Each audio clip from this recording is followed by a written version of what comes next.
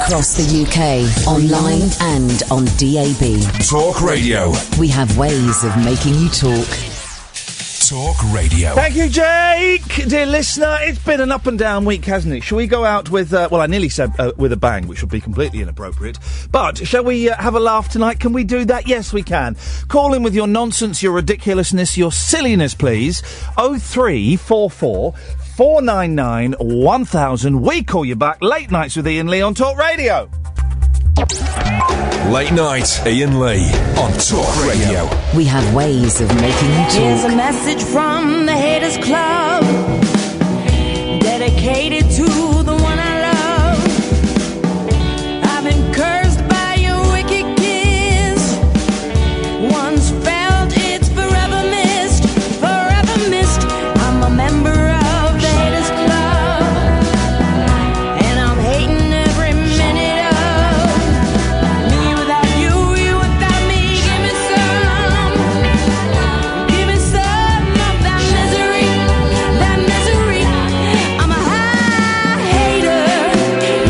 I run with the best like a Vader, and the witch of the West, poisoning apples to make you ill, like Cruella de Vil. I'll set you up for the kill.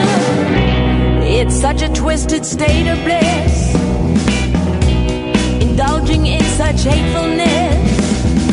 I just need a prequel to redeem my evil, 'cause I wasn't always like this, like this. Seeing couples hand in hand makes it hard for me to understand. Me without you, you without me. Give me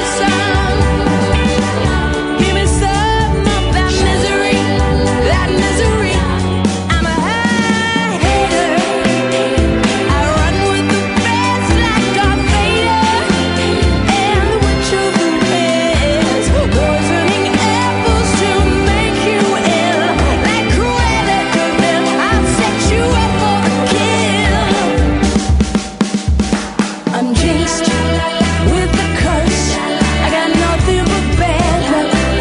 Could I be superstitious? Don't blink. Cross my heart. Hope to die. Why's your love so vicious, vicious, vicious, vicious? I'm a high hater. I run with the best like a Vader. Bored of that? Right, so, good evening, dear listener. It is, give me the day. Friday. Yes! And, can I just say, we all know that, what was his name? What's his name? Richard Elm, what's his name? Robert Elms. No, not Robert, not Robert Elms, no, the nut job in the car the other day on the bridge. What's his name? I don't know. What was his name? Khalid Massoud, but I prefer his, what's his proper name? It's called, it's something Elms, isn't it? Isn't it Anthony Elms? I don't want to libel anyone. Careful. It's something like, what was his name? What was his name? Hang on a minute. What was his name? Khalid Massoud. But then, Adrian Elms. That's it, Adrian Elms. This is how much of a knob Adrian Elms is, right? The fella that drove on the bridge, right? This is how much of an idiot this bloke was, right? We know he's an idiot, right? We know he's you know, just an absolutely misguided, tiny penised idiot, right? We know that, right? About Adrian Elms. We know that. We know that, right? What he did, right, if I've got this right, what he did on Wednesday was he got a massive car, 4x4, drove it on the pavement at high speed towards elderly people and children, then got out, murdered an unarmed police officer and then was shot. That's what he did, right? So the main part of his attack was driving a car at high speed towards elderly people and children. That was the attack, right? That was the attack, right? This is the front page of the Daily Mail. Guides to mounting a car terror attack were available on Google and Twitter last night. Come on, guys! We know it's obvious how to do it! If Elms had to, not only was it a rubbish attack, yeah, unfortunately 4 people have died as a result, but it was elderly people, unarmed coppers and kids that he was aiming for. But if he had to Google it, flipping heck, what absolute pudding! What a stupid, pathetic man! Awful! I'm gonna do a terrorist attack, and I'm gonna do it in a car. But I'm gonna Google it and find out the best way to. What a massive bell! I mean, really, absolute idiot. You had to Google it. I'm gonna go online, right? And I'm going to see the best way to do a car terror. Let me see what it says. Get a car, yeah. Drive the car fast, yeah. Aim at old people and children. All right, yeah, I can do that. I can do that, he's thinking. I can do that. Unbelievable. What an absolute... Just when you thought he couldn't become any more of a pathetic knob, he had to Google how to do that! Jeez!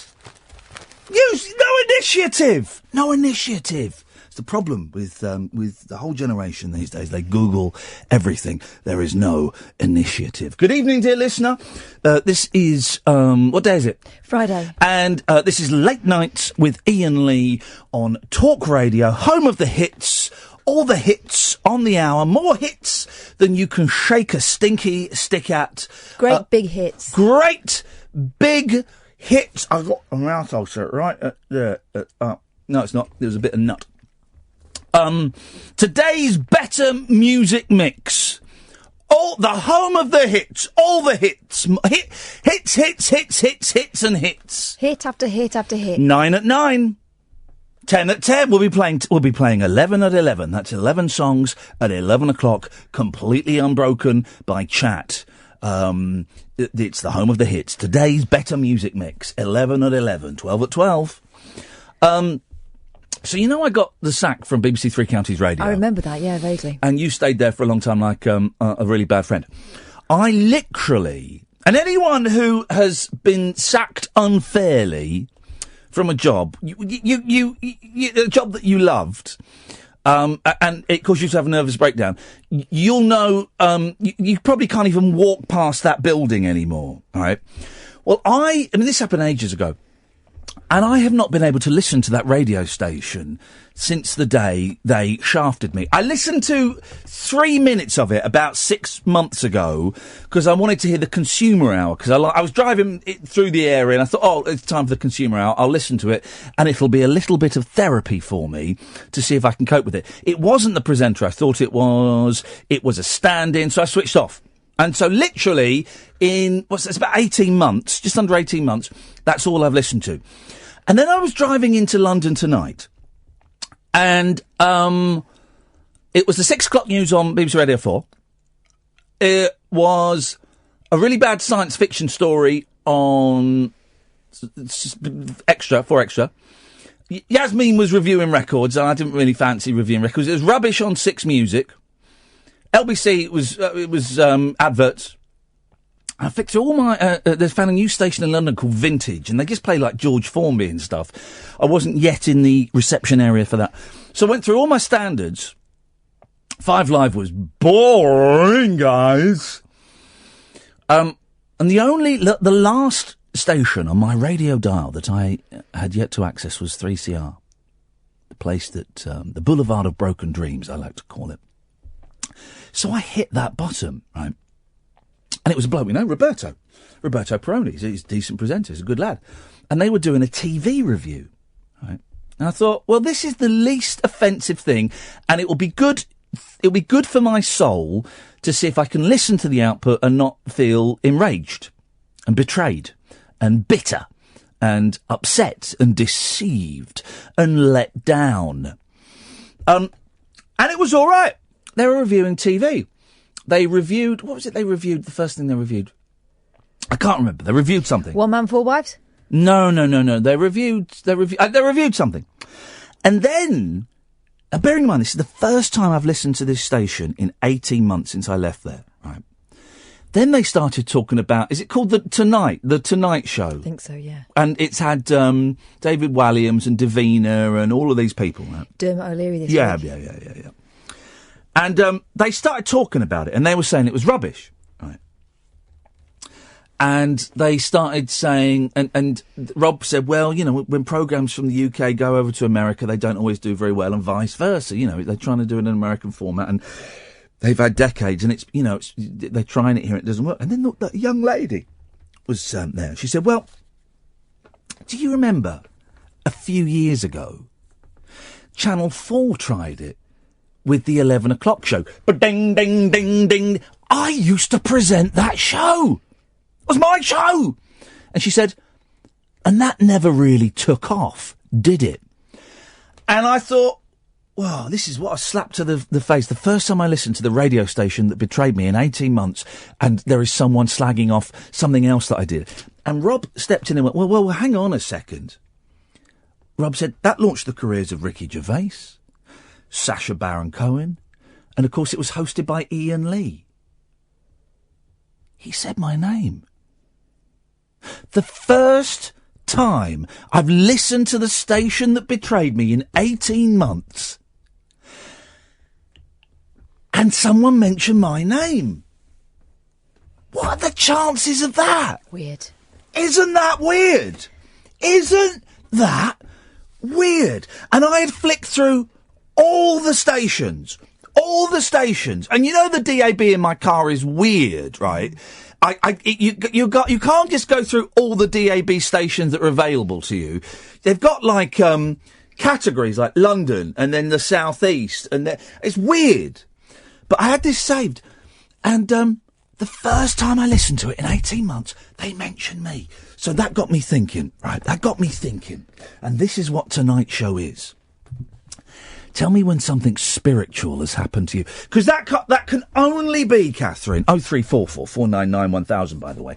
That can only be a message from the cosmos. I'm not buying this, maybe it was just a coincidence. I'm not buying the coincidence schmoincidence. I had a weird thing happen today, actually. Is it now? It's not as good as yours. It's not going to be as good as yours. Well, this is what I'm about to say, Catherine, because if it's going to detract, I've not actually quite finished. Okay, go on. Well, no. I thought you were asking a question. Well, I was, but not to you, to the listener. I don't want what you're about to say to take the sheen and the wonder off of what happened to me. So just think I tell you what, we'll have the ads. You have a think about whether you think I finished and you want to come in. Will it take the sheen off me? These are the things. No. We'll have the ads. You can think. I don't need them. No. These are the questions you need to ask yourself. Do you think I've finished? If not, hang on, can I write these down? Yep, go on. If not, do you want to finish me? Do I want to finish you? Do you want to finish me off? Do I want to end you? And C, is it going to take the sheen? Are you going to smudge the polish off of my sheen? 0344 499 1000. Tonight's a very, very spiritual show. When there's something spiritual, and when I say spiritual, I don't mean like Jesus or Muhammad or any of those made up stories. I'm talking proper spiritual stuff. When has something like that happened to you, dear listener? 0344 499 1000. Don't forget to tick your radar diaries. Late Nights with Iain Lee on Talk Radio. Late Night Iain Lee on Talk Radio. We have ways of making you talk. 0344 499 1000. If you're listening outside of the United Kingdom, it's 00443 444 999 1000. Mark! We've had this. There's a little sneaky little thing with that line sometimes. Let's try this. Mark! There's a sneaky little thing with that line. Let's try this. Mark! Right, Emma, you're going to have to try and get Mark back. I don't know what's going on there. We've had that a couple of times. We've had it a couple of times. Someone's telling me that Periscope is crashing. I may not be on the Wi-Fi. I could be caning my whole 3G data allowance. I don't care. It's Friday. I'm feeling frivolous. I bought for 28 quid the Larry Sanders. Do you ever watch Larry Sanders? Oh, well, you're going to watch it. I bought the entire box set for 28 quid. Right. Which is great. 15 discs, 28 quid. Beautiful. How many per disc? Oh, I don't know, but it's like 100 or something. Throughout the whole series thing. It's such a good show, Larry Sanders. And I've also put in a cheeky bid on a GameCube Oh. A Nintendo GameCube. I put in a bid of £5 on eBay. Can't say fairer than that. Feeling a bit spendy? I'm feeling a little bit... Well, because I wanted to buy a Nintendo Switch, but I am holding back the years. Is it years or tears? Yeah, well, both. I think he does. Does he? I think he rhymes years and tears. Yeah. Holding back the years, looking at my ginger tears. Mark! Ian, can you hear me? Yes, I can! Yeah, I just wanted to say, man, I live in Hemel, and Free Counties Radio. I mean, No. We can't listen. I know. We know, but it's not fair. I don't think it's fair to phone up and have slag them off. No, I'm not slagging him off. He was about to say they were excellent. I know. I don't think it's fair to phone up and say they're really good either. Can I say they're mediocre? Yes! You can do that! Thanks a lot, Ian. Thank you, Mark! I dream of being mediocre. I dream of... I'm allowed to slag people off and places off, but no, but I had the best, least paid, but almost the most fun 4 years of my career working there. I got to meet some really great people. Let me name them. Justin... Scoins, Kelly, Lawrence, Carol, JVS, Liz Flowers, Tim, Roberto, Ernie Almond. There was that guy called. There was a guy there called the cleaner called Prince. Toby Friedner. Yeah, Toby Friedner. Someone else. Kelly? No. Jan. So, some great times there, guys. Got to meet some great people. And it fed my children for 4 years, and it didn't feed them too well. But there you go. These things happen. 0344 499 1000 is the telephone number. If you want to give us a call, you're more than welcome. Not many of you called in last night. Your names have been taken. I wrote the names down of the people that didn't call. And, I was going to keep it as a kind of register, but instead I've I've put a hex on them. Oh. I got some hair, and I burnt the hair with the names, and I recited the Lord's Prayer backwards. So all of those people have got. Were a you pox. naked at the time? Oh yeah, yes. Full moon? Yes. Full moon? Yes, I said I was naked. Now, Katherine, what spiritual thing has happened to you? I don't think I want to share. Why? Well, 2 reasons. Go. One, Yes. at the start of the show, You. and two, Oh. the list. Do you want to hear my neck click? Here we go. Oh, There we go. That's a neck clicking. It's a spiritual show this evening, dear listener. I want to know when something spiritual, spooky has happened to you. okay, I'll tell you. Go, gadget legs. When I was driving home last night, Yeah. I was looking at my hands on the steering wheel at one point, and You said licking. looking at my You said hands. licking. No, I wasn't licking my hands. But you said licking. That is contrary to the highway code. I was licking at my hands. looking at my hands. You say looking like licking. You say milk like milk, so I don't think I you should don't. be I had to throwing say. your weight I had to read the word milk in a script the other day, and they didn't ask me to do it again because I saw it coming, and I thought milk, lemonade round the corner, chocolate's made. around. But how do you normally say it? Milk. Yeah, milk. Is that a Slough thing? Yeah, sure, why not? Or is it just you? Yeah, sure, why not? Whatever. Why not be racist just because of my Indian heritage? Go on, you be racist. Go on. Just because my mum's from India and my mum's from London. dad's a Jamaican. Just be racist, Katherine. Because I've got an Indian mum and a Jamaican dad. Yeah, be racist. Go on, that's fine. Because it's all right to be racist now. It's all right because of people like Abu Hopkins. It's all right to be racist now, isn't it? Anyway. Abu Hopkins isn't my name. I saw someone had someone called is it Marina Hyde, who writes for The Guardian, referred to her as Abu Hopkins, and that's sticking. That's That's sticking, guys. Yes, Catherine. Catherine's story. I was driving home. This is going to be awful now because Well, do you know what? We on this show we strive for the mediocre. So if we can hit that, I think I can help you with that. I'm in. Go. Driving along last night and looked at my engagement ring. Oh. And I thought I remember. Congratulations. To who? Him. Well, cheeky. And I thought of another ring I once wore on that finger. Hey, Catherine! No. Catherine's going bowling. What? No! That's what it's called, isn't it? I have no idea. Well, it's called, isn't it? When you, it's called going bowling, isn't it? I'm not left-handed. Okie doke. When I was a student, I had a long-term boyfriend, and he bought me a ring. Yes. Not an engagement ring, but it was quite a fancy one for those times. I think he went to Elizabeth Duke.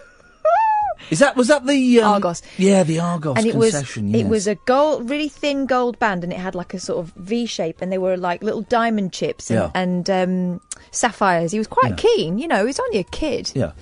And I wore this. You were going out with a kid? We were both kids. Well, how old were you? When I went to university, 19. What now was you? Like 12? No, he was the same age as me. Oh, okay. Anyway, so I wore this the whole time. He went to university in London, I went to university in Nottingham. Yes. And I wore this ring on my right hand. You were hang on a minute. You went to university and you were going out with someone who was going to a different university. Yeah, we started going out in the lower sixth.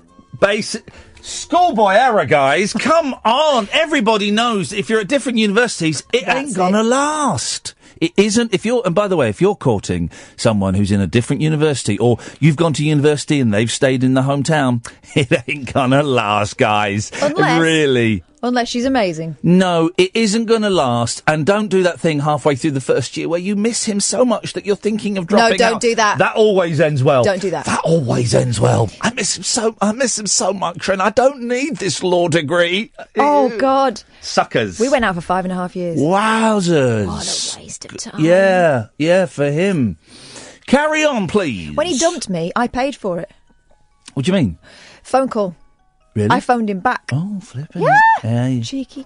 Does he ask you to phone? Yeah, I said phone back. Yeah, because this was in the days before mobile phones, when there was a phone on the landing, and I was in a house. Do you remember phone cards? Yes. And people used to collect phone cards. And I wonder, because a lot of people, they would collect them. Once BT, I think it was BT that made them, Busby. Once Busby realised that there was a few quid to be made in this, and that the credit would never get used, they would release limited edition ones. Yeah. Now, people collected those and paid top dollar 25 years ago, I'm guessing. Can you tell me, dear listener, are they still worth it? Have they gone up in value, or what? Is it just a complete waste of time? No. 0344 499 1000. Anyway, so I went to university and I wore this ring on my right hand. Yeah. Unless, what an idiot. Unless I was going out to a club or whatever, and a lad cracked onto me, and then I would surreptitiously put it on the other hand and say I was engaged. What an idiot. Yeah. Anyway, I was thinking about this last night, so I was driving home. You did that once in the whole 3-year course? I did it a if few a lad times. cracked onto you? I did it a few times. Okay. I wasn't unattractive back then. Well, time is a harsh mistress. Time can be so cruel to the jowls. Well, and also there was great competition in Nottingham because there's a lot more women than men. Was it Nottingham? Was it 3 girls to every boy? 6. Flippin' heck! I still wouldn't have pulled. I still would not have got any. Anyway, so I was thinking about this ring last night, and as you know, on a Friday, for really boring reasons, I go and have a nap at my mum and dad's. Yes, I do. Because I have to vacate the house. Yes. She has a cleaner coming round and she's embarrassed to be in the house while the cleaner is there. I think it's bad form to be lying in bed when there's someone dusting around you. I don't know. I'm never going to get used to that. No. I've got quite a lot of mental I used to go and sleep in my car. I used to go and drive round to the woods and sleep in the car when the cleaner came round. After I'd tidied up to make it tidy. I do tidy up first. Isn't that funny? I do tidy up first. Anyway... So I persuaded you to get a cleaner. I know, because the house was running away with me, and it was depressing me. Yep. She lives in a mobile home. I should have put the prop on. Please get to the point of this story, Catherine. So my mum and dad, and my dad said they've been clearing out what used to be my bedroom, and there was a box of stuff, and could I look through it and see if I wanted it? Okay. And in the box was the ring. Right. And I thought, well, that's funny. I was only thinking about that yesterday. And do you know what? What I said to my dad? Get stuff, Dad. I hate you. I said, nah, chuck it all. 03. Oh, I've lost out on one Nintendo GameCube. I put a bid on. Great story. I wasn't actually paying much attention to it, but I got the basic gist that you slept around at college. No, I never. 0344 499 1000 is the telephone number. If you call up, you'll speak to Emma, because Ed's not in today for whatever reason. You'll speak to Emma. She will take your details and she will call you back. Whenever we have 2 shows in a row where people don't call in, I do think, well, we drove that one over the cliff. That's finished. Let's have another break and then we'll talk some more guff. Late night, Iain Lee on Talk Radio. We have ways of making you talk. I think I know why nobody's calling in. It's because no one's listening, because the Talk Radio website is down. I'm looking at it now. What the hell happened? It looks like a GeoCities. That's the Talk Radio website. What has happened? Have we been hacked? Is it because, Emma, if we could have Catherine's microphone on, is it because I was dissing Adrian Elms? Is that what it is? An ISIS have taken offence and have got angry? They've this is the Talk Radio website.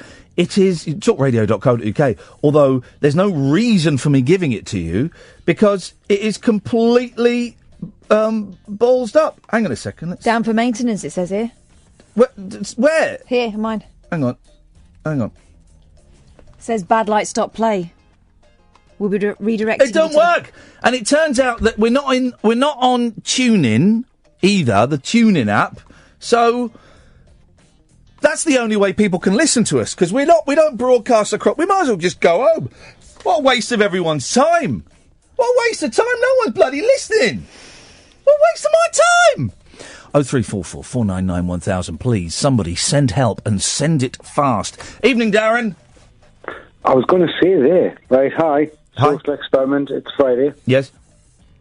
You alright? I'm alright. You alright? You're alright, right? Hey. Straight to the point on video games, right? Yes. When I was young, firstly, when I had an out, we got the ZX81, which yes. was, as you know, rubbish. Can we get the music off, please, Emma? Thank you. Yes, the ZX81. The ZX81 was a little bit. I remember playing on a ZX81. It was the worst, Iain. Well, exactly, it was the worst. Trust us. Here's the thing: I don't know if you've ever been to the Science Museum in London. We have a thing called the Science Museum, right? You walk past one of the displays, and it's all the computers I used to own when I was a kid. There's a Spectrum, there's a ZX81, there's a BBC Micro, and there is in a museum. The rich kids' computer at school. The BBC. £300 plus. Yeah, we got one because it was educational. Thanks, Mum. No, we got them at school, not at home. No, we had one at home because we were middle class. Oh, you had one at home? That's correct, Darren. Yes. Hey. Huh? We looked at people like they were rich when they had them. Yeah. Well, why I? Hey. Anyway, the point is, the ZX Plus, I ended up getting that with, the little L-shaped button, yeah? Yeah. Didn't have the rubber buttons, but it was a brilliant piece of kit. Yeah. And my claim to fame was I got 107 break on Steve Davis snooker. That's all. On what computer? On the ZX Plus. Not the rubber button one, the one just above it. I heard your stomach, Catherine. The Plus 2? The one with the built-in tape deck? No, it was the I didn't. I still had to plug my tape the deck. The QL? In, horrific noises. I used to love those noises. I used to absolutely love those noises. I'd go to Dixon's and get the tape recorder changed because the tape recorder I thought had failed. Oh. So you got 100 and... 107 on Steve Davis snooker. Wow. It's not the greatest feat in the world, but I just thought I'd put it on. Hang on. Here we go. There it is. That's a great sound. I went on for about 3 minutes, man. Yeah, it took ages. It was great. Love it. Well, Darren... Do you know that? I've never heard that for ages. Yeah, it's beautiful. Right, as for the social experiment, I'm the same Darren as the last week. Oh, yeah? Do I sound any different? Yes, you do. Thank you very much. Thank you very much, Darren. How's life going? Life's going a lot better. I'll speak to you next week and I'll explain more. You don't need to explain anything. I wish you the best of luck. And you, mate. Cheers, mate. Take care. I'm glad we're at peace, Darren. I'm glad me and you are at peace. You're a good man. We were never at war. Oh God, no, Darren!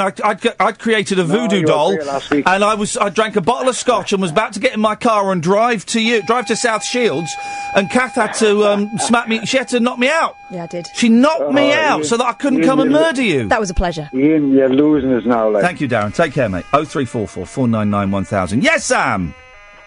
Hello. Hello, Sam. How you doing? I'm good, thank you. Good. You going to buy a Switch? I was going to buy a Nintendo Switch. Yes, I'm looking at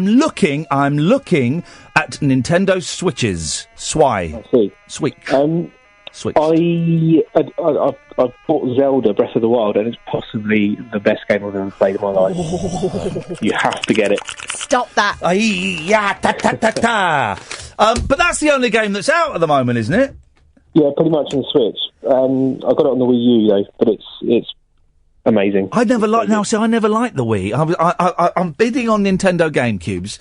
I loved the N64. I loved the GameCube, and I was never really that enamoured with the Wii, and I didn't even bother with the Wii U.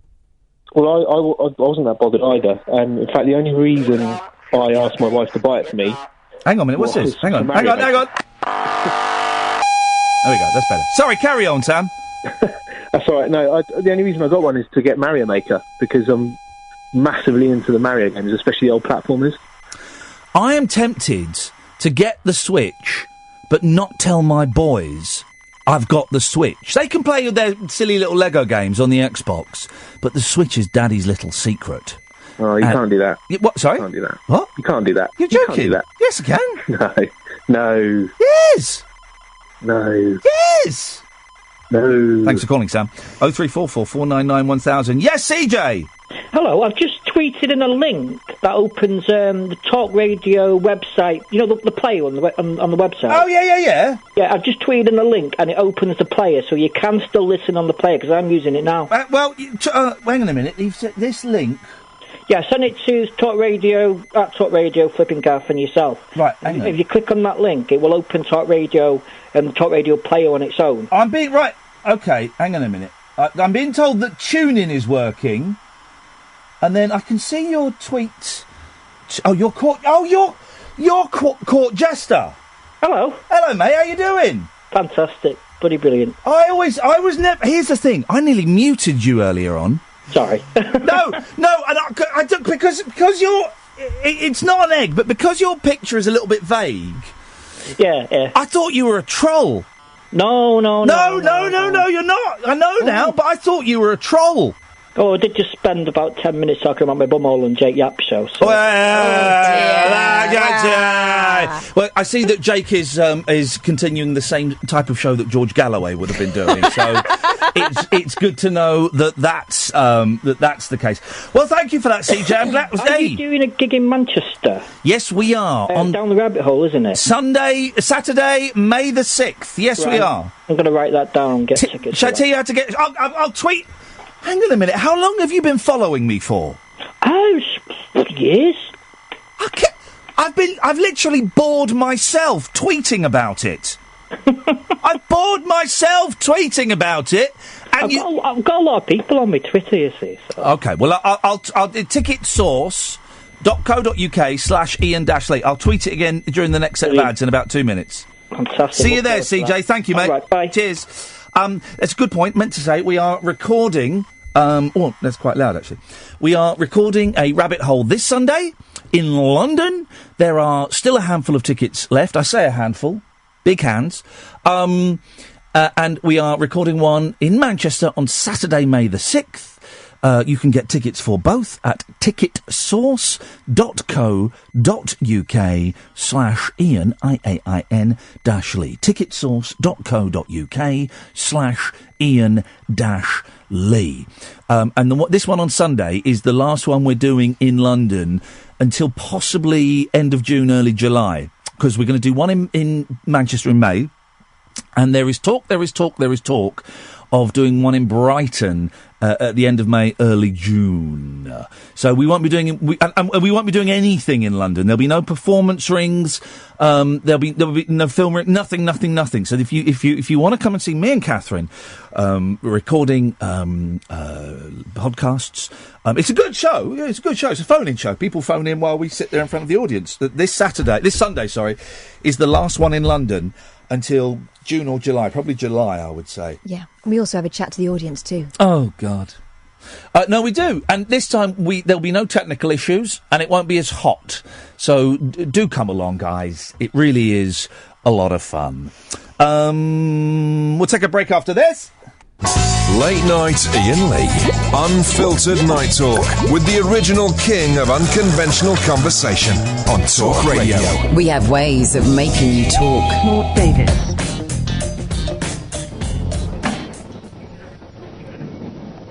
Good morning. This is Studio 4 at the Television Centre. It's 11 o'clock and this is Making the Most of the Micro live.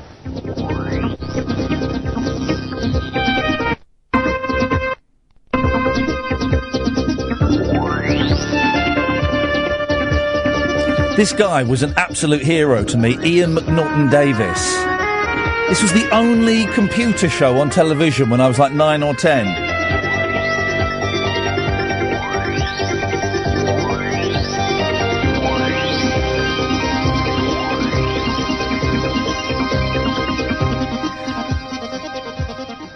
You may wonder why we're doing this programme live. Well, there are two reasons. Firstly, the previous two series gave an impression that everything to do with computers worked perfectly every time in a cool, logical environment.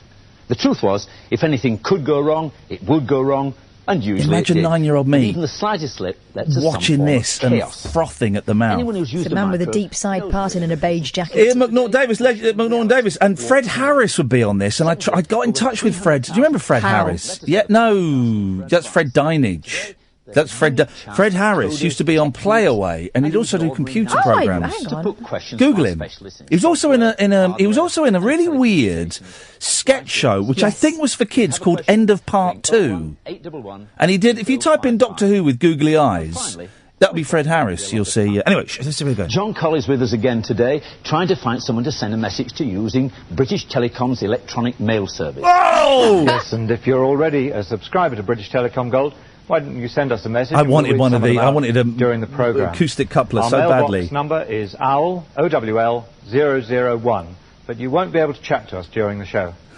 And there's almost an open invitation to hackers to have a go, and we'll let you know what they are later on. And by popular request, we've got Dave Ellis, who'll be making music and the weirdest sounds out of a pile of electronic junk linked to a micro. Just wait for that. We'll be showing how the BBC Micro can be used for subtitling, like this, and how you can do it. And Richard Fothergill will be showing us some of the latest educational This is my programmes. weekend, sewn up. At around 20 to 1, we'll have an interview with Kenneth Baker, the Minister for Information Technology, and he'll be launching a national software competition for schools with over £25,000 of prizes. Well, over here are the bravest people in the show. In a moment, they're going to throw themselves at their machines from 3 different manufacturers. Anyway, and write a there's a... Who is... That reminds me, the thing about making music. There is a way to make music using old disk drives. And you can control the speed of the disk... I wonder if it's on YouTube. And I heard it. And it was the most incredible thing. Hang on a second. Just indulge me, guys. We've fallen down a bit of an old computer rabbit hole. I don't mind. Music, old disk drives. I wonder.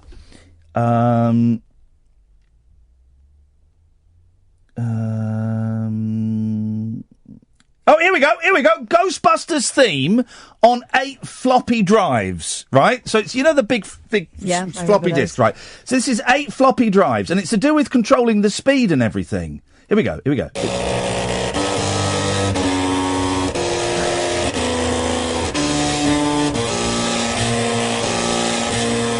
There's the disc. Okay.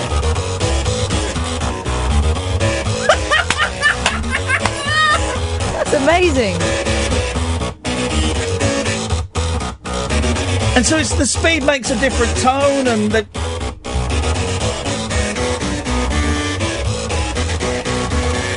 Isn't that incredible? It's just old disk drives. Look, no one's listening tonight. No one's with the terrible listening figures. The show's been a bit rubbish this week. Can we just knock off early? And as long as you all promise to watch these videos at home, that's all you need to do. That is good, isn't it? Amazing. That is good. We'll have that. Thank you. What was that thing they were showing on the programme about if you got BT Gold, you can send us an electronic mail? BT Gold was a service that I think only worked on the BBC Micro. You had to buy a big sort of box, and I remember I'd pour through these really tedious magazines looking at this equipment. You had to buy a big box and an acoustic coupler. That was how you connected online, and it was for the phones, the old dialy phones. You get the phone and you put it in this acoustic coupler. It would clip on the mouthpiece, click on the earpiece, and then you would phone up a number and it would communicate. But it was slower than 56k dial-up. It was. And there were message boards, and it all looked like CFAX, but you could kind of interact with it. Because I wondered whether it was like this. This is my first experience of... This is before the World Wide Web. Oh. It's Minitel. What is When Minitel? I used to go on the French exchange, my French friends had this thing, and it was next to the telephone. Yeah. It's like It's a videotex online service, right? Accessible through telephone lines, and it was, according to Wikipedia, considered one of the world's most successful pre-World Wide Web online services. And I remember thinking, gosh, this is like the Jetsons. The French had it in quite a lot of houses. It's quite common. Let's try just two more, then we'll go to Jimmy and we'll go to Dana. This is the Star Wars Imperial March on 8 floppy drives.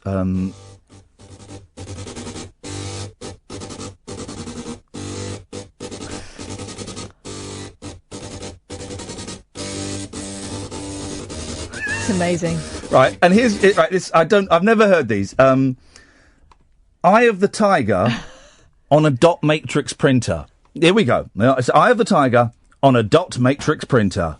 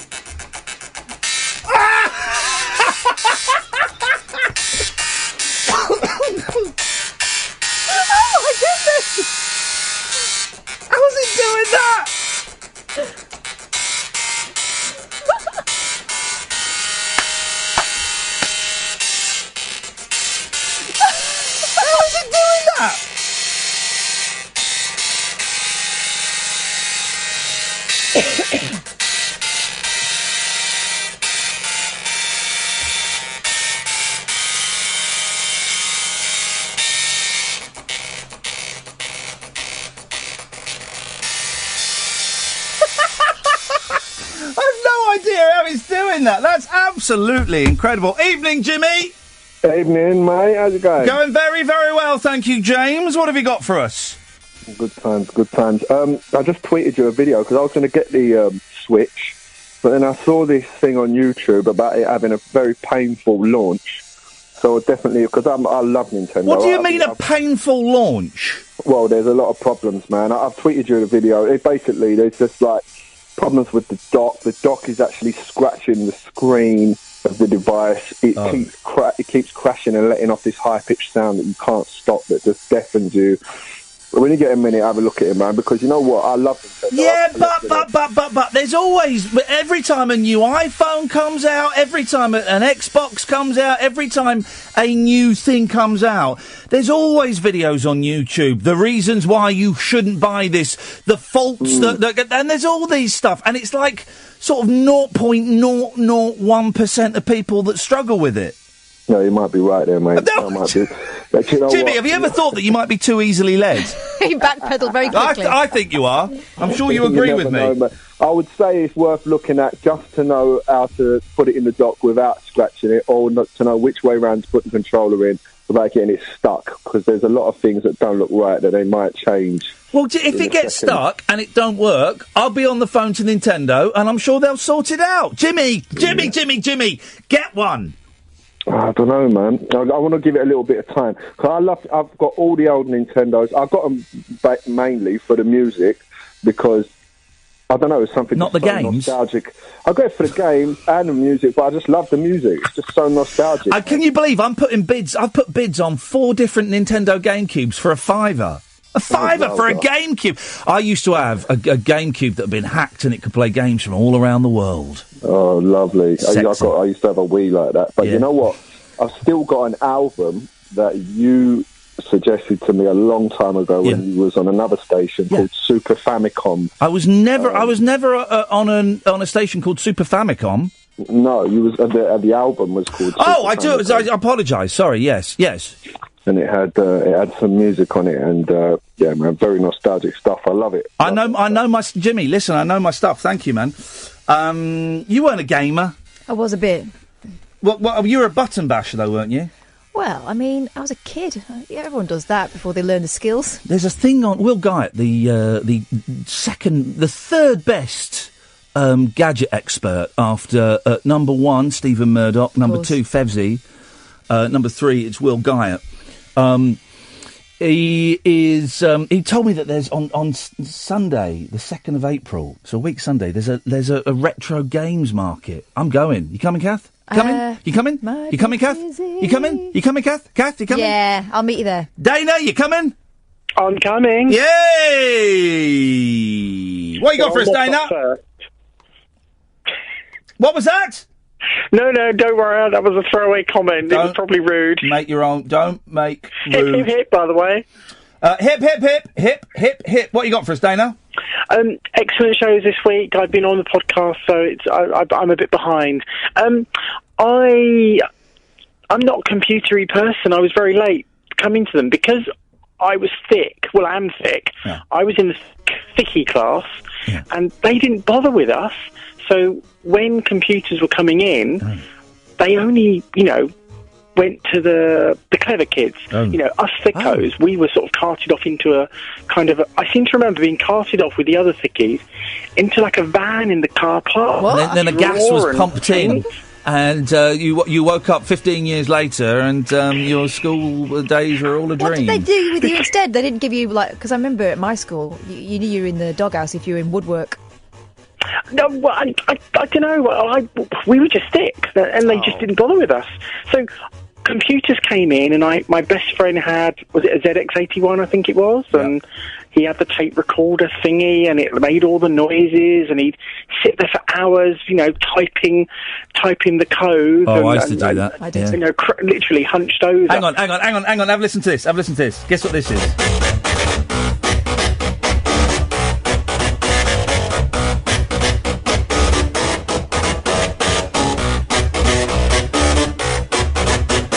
You got it yet? Sounds so familiar.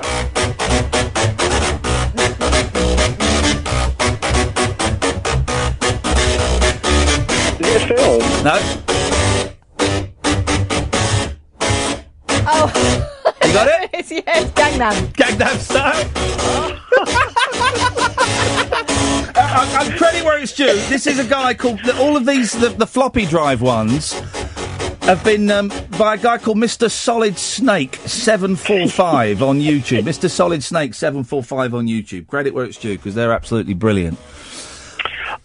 So no, I just never... I got into computers really late, so I know nothing about them. Lucky, if I have a problem, at work I call IT. Yeah. If I'm at home, I panic. Yeah.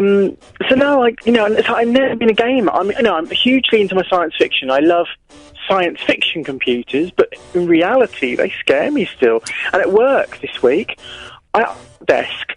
So at work, I was shoved to a desk, and it had 2 screens. Oh, I panicked. hey. I can't cope with one. I remember being told in school that computers were the future. And this was, we got computers when people still had typewriters in offices. And my mum had an electric typewriter, and that was seen as the future.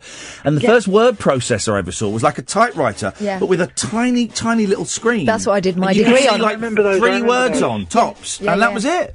The computers will be the future, and one day you'll be able to, you'll be buying your shopping using a computer. I had one of those word processors in my room at university, because if you wanted to use an actual computer, you had to queue up. Oh, we had to book I didn't use a computer at university, and I was at university from, I would say, 1993 to 96, 92 to 95, something like that. And there was a computer room, and you were, but all my, I mean, I only wrote half a dozen essays, but they were all handwritten. I didn't go on the computer. I didn't go online until I think 1997. When I worked at Horizon, and they had like a sort of computer that was linked up to other people within that network of things, and it was that was it. Yeah. That was it. What old people we are. 03. Thank you, Dana. 0344 499 1000 is the telephone number if you want to give us a call. It won't be just about computers, new and old. Although it might be. I don't know. It's up to you. We'll have a look through the papers. We'll have a chat, and don't forget, guys, tick your Radio Diaries. Late nights with Iain Lee on Talk Radio. Talk Radio. 0344 499 1000 is the telephone number. We're hearing that there may have been an incident in France, but none of that is confirmed yet, so we'll have I've heard it from a couple of people have popped up in my Twitter feed, so we'll have a little look. You're listening to Late Nights with Iain Lee on Talk Radio. Late Night, Iain Lee on Talk Radio. We have ways of making you talk.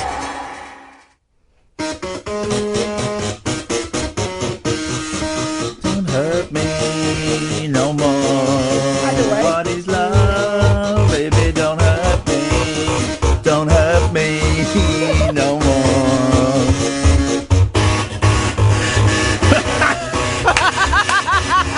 It's all done on 8 floppy drives, guys. I said nearly 3 million views, and each one of those is deserving, because that's genius. Mr. Solid Snake 745 on YouTube. Good evening, dear listener. Late Nights with Iain Lee. You can watch us on the Periscope, you can listen to us online, or you could download a smartphone app, you muppets. Why don't you do that? 0344 499 1000 is the telephone number if you want to give us a call. Emma is on the phones. Katherine is in the studio. Yes. And that's that. A bloke with a big willy on Gran's new mobile, right? So I'll give you the story. You've got to try and come up with the headline, okay? A Gran turned on a mobile given to her by EE and found a video of a naked man with a massive willy. So what would the headline be? It's a telephone. It's a huge schlong. Dog and boner. No. You want to try again? Yeah.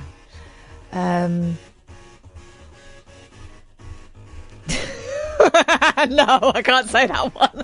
Go on. Say it. Dictaphone. No, it's dong number. I think mine's better. K Clash 73. There's a glum face. There's a glum face. Can't see his face. K Clash 73.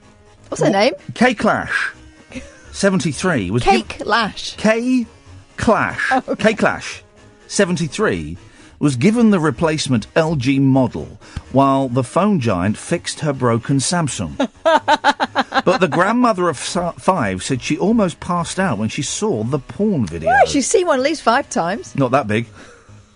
Divorced Kay of Great Bar, Birmingham, said, "Suddenly it cuts to a well-endowed chap in a shower. At first..." Hang on, suddenly. There was no rev up. At first, all you see is his nose. But then the camera drops down to his privates, to something sticking out a lot more. Frankly, I've never seen anything like it. Bet she has. It made my eyes pop out. I almost fainted. I was in shock.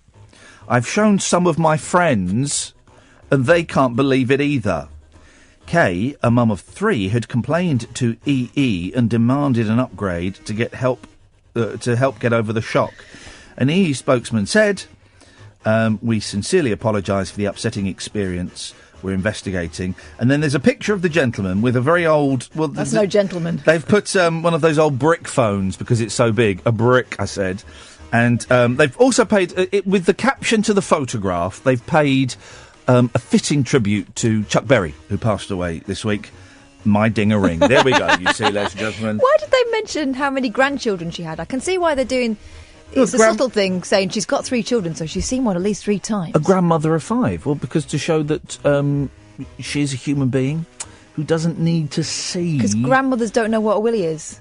Is That that the suspicion? kind of She was stuff. so shocked she showed all her mates. I think the several times over. I think the glum face might be a little bit of acting. 0344 499 1000 is the telephone number. I was quite late to the mobile phone world, and I probably got my first one. I remember the phone number was... It was a weird phone number. It was like 0044 11 262 271. That was my old phone number. Wow. 0044. No, 044 11 262 271. And I got the phone. I got it when I came back from Pakistan. So I was 24 or 25. That would have been 1998. I was about 23, yeah. And I don't remember the first one, but I remember the second one I got, because the first one died. So the second one I got was bigger, and you could take the back off, and put in... Oh, sorry, go away, it's an advert. And put in 8 AA batteries. If it ran out of charge, you could put 8 AA batteries in and get like 20 minutes juice out of it. But How big was it? Oh, it was big, but it was bigger than most other phones at the time. Because I had one that was about that big. It was a Philips. Right. No pictures or anything like that. You had like a calculator screen for your numbers. Oh, That was it. yeah. I had one I got was had a torch at the end of it, so it was a phone. But you could press a button and the end, like literally about a third of the phone was made up of torch. That's weird, isn't it? But I remember. Did it have a clip for your belt? Yeah, it did. It did actually. I didn't have that I think I had that for a day and I took it back. Mine was in a leather case. Okay. Yeah. You and my dad got a lot in common. But I remember before I got a mobile phone, just before I got one, this is when I worked in Pakistan, and we came back and we had to do some filming back in England, and there was this wonderful gentleman who I'd love to have a coffee with one day, a Scottish guy called Cameron, who I'd been working with. No, not Cameron. Campbell, that was it, Campbell. And he had a mobile phone, and I thought, wow. And I remember it rang, and it said, Mum. I said, well, how does it know? How does it know? How does it know it's your mum? I don't understand how it... I couldn't explain it. And he was really into watches. He was a big collector of watches, and I wasn't getting paid very much, and he was very kind. And he said, I'll tell you what, I'll buy you a really nice watch to say thanks for the hard work, and because you're not getting paid for anything like that. And I was like, okay. And so I chose this... And he meant a really nice watch. But so I chose this watch, right? Not a Pops watch. No, it was analogue, right? But it also had digital on it. But you could also store phone numbers within it. So I spent like about a week typing in phone numbers into this thing. And he said, are you sure you want that? It was about 110 quid. I went, yeah. He went, no, I'm talking about, I will get you a really nice watch. I went, yeah, no, that'll do. That's wicked, thanks. And he was disgusted in me. Campbell. I wonder what Campbell's doing. I'll have a look for him on Facebook at some point. 0344 499 1000. On the same page as the gentleman with the huge doodah. I love this story, but this poor sod will probably get the sack. A BT call centre worker accidentally left a voicemail calling a customer a stupid effing C. Oh, God. Why? The salesman rang Julian Knowles, 53, to sell him a new contract. His offensive outburst came after the call was not answered, unaware he was being recorded. I'm disgusted by it. BT said the worker was sacked.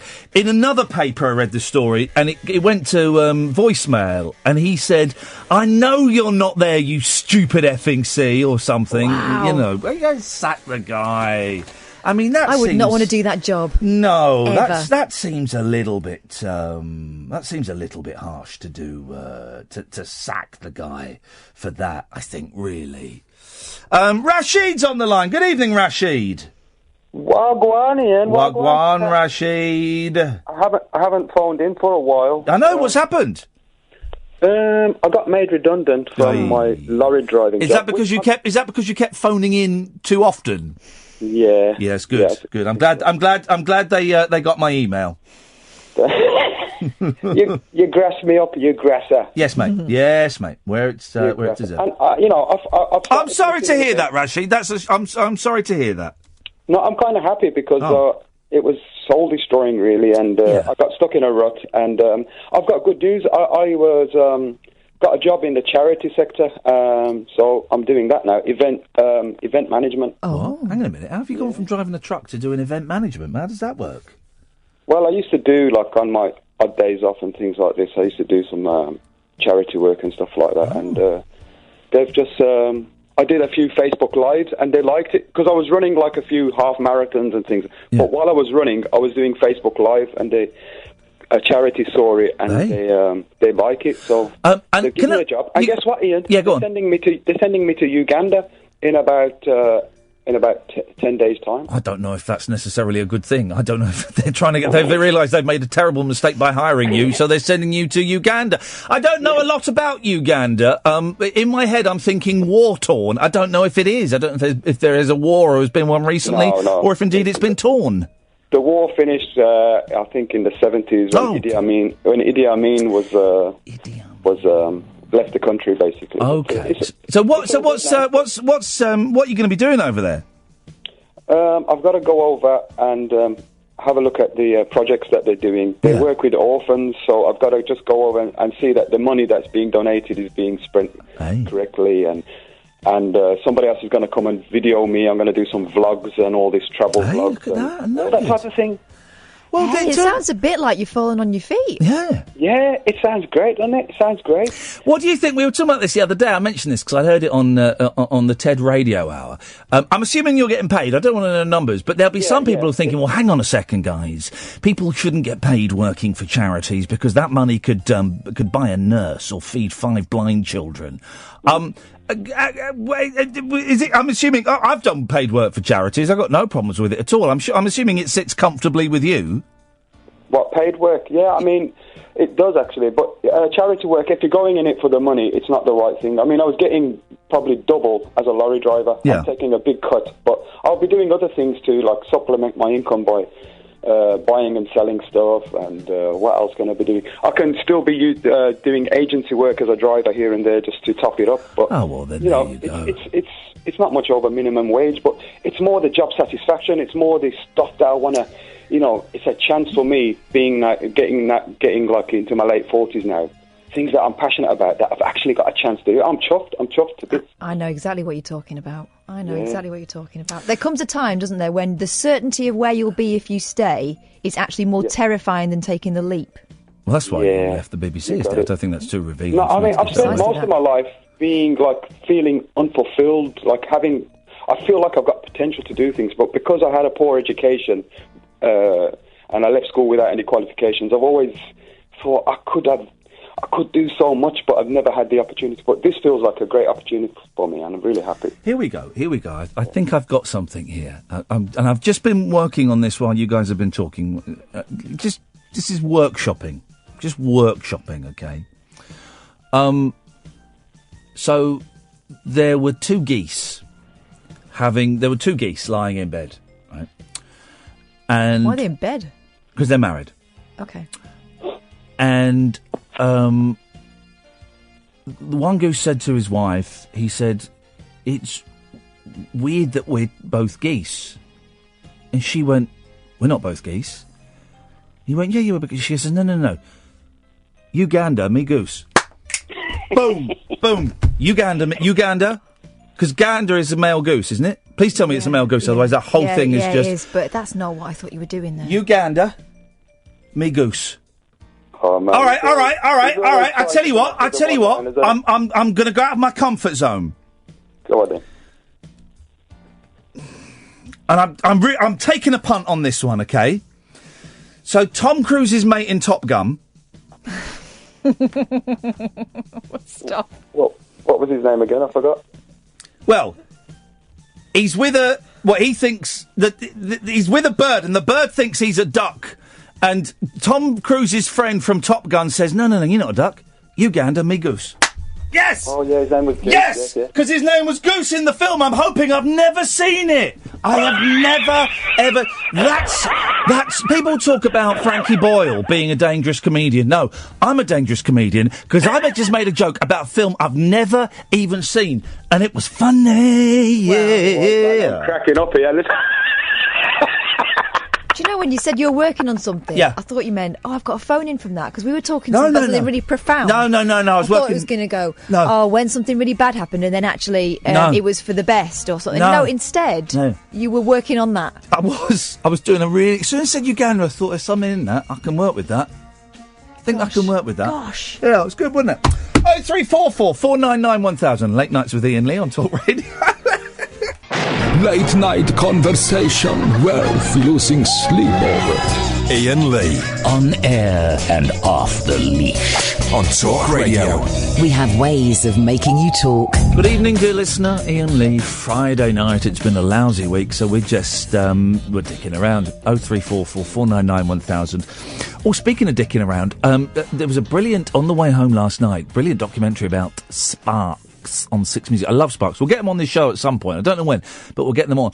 And they did a delicious song called "Dicking Around," and it's just wonderful. And the first time I met them, they came on LBC, and I took a punt. Sometimes we get, I always try and get guests in because I like them, and I didn't really know a lot about Sparks, but I thought, they might be interesting, and I'm so glad I did because they're now one of my favourite bands, and it was such a thrill to meet them, and I've seen them live loads of times since. And they just released this song called "Dicking Around," and they had gone to BBC London to be interviewed. And BBC London was going to play the song. It was when John O'Coleman was doing the breakfast show.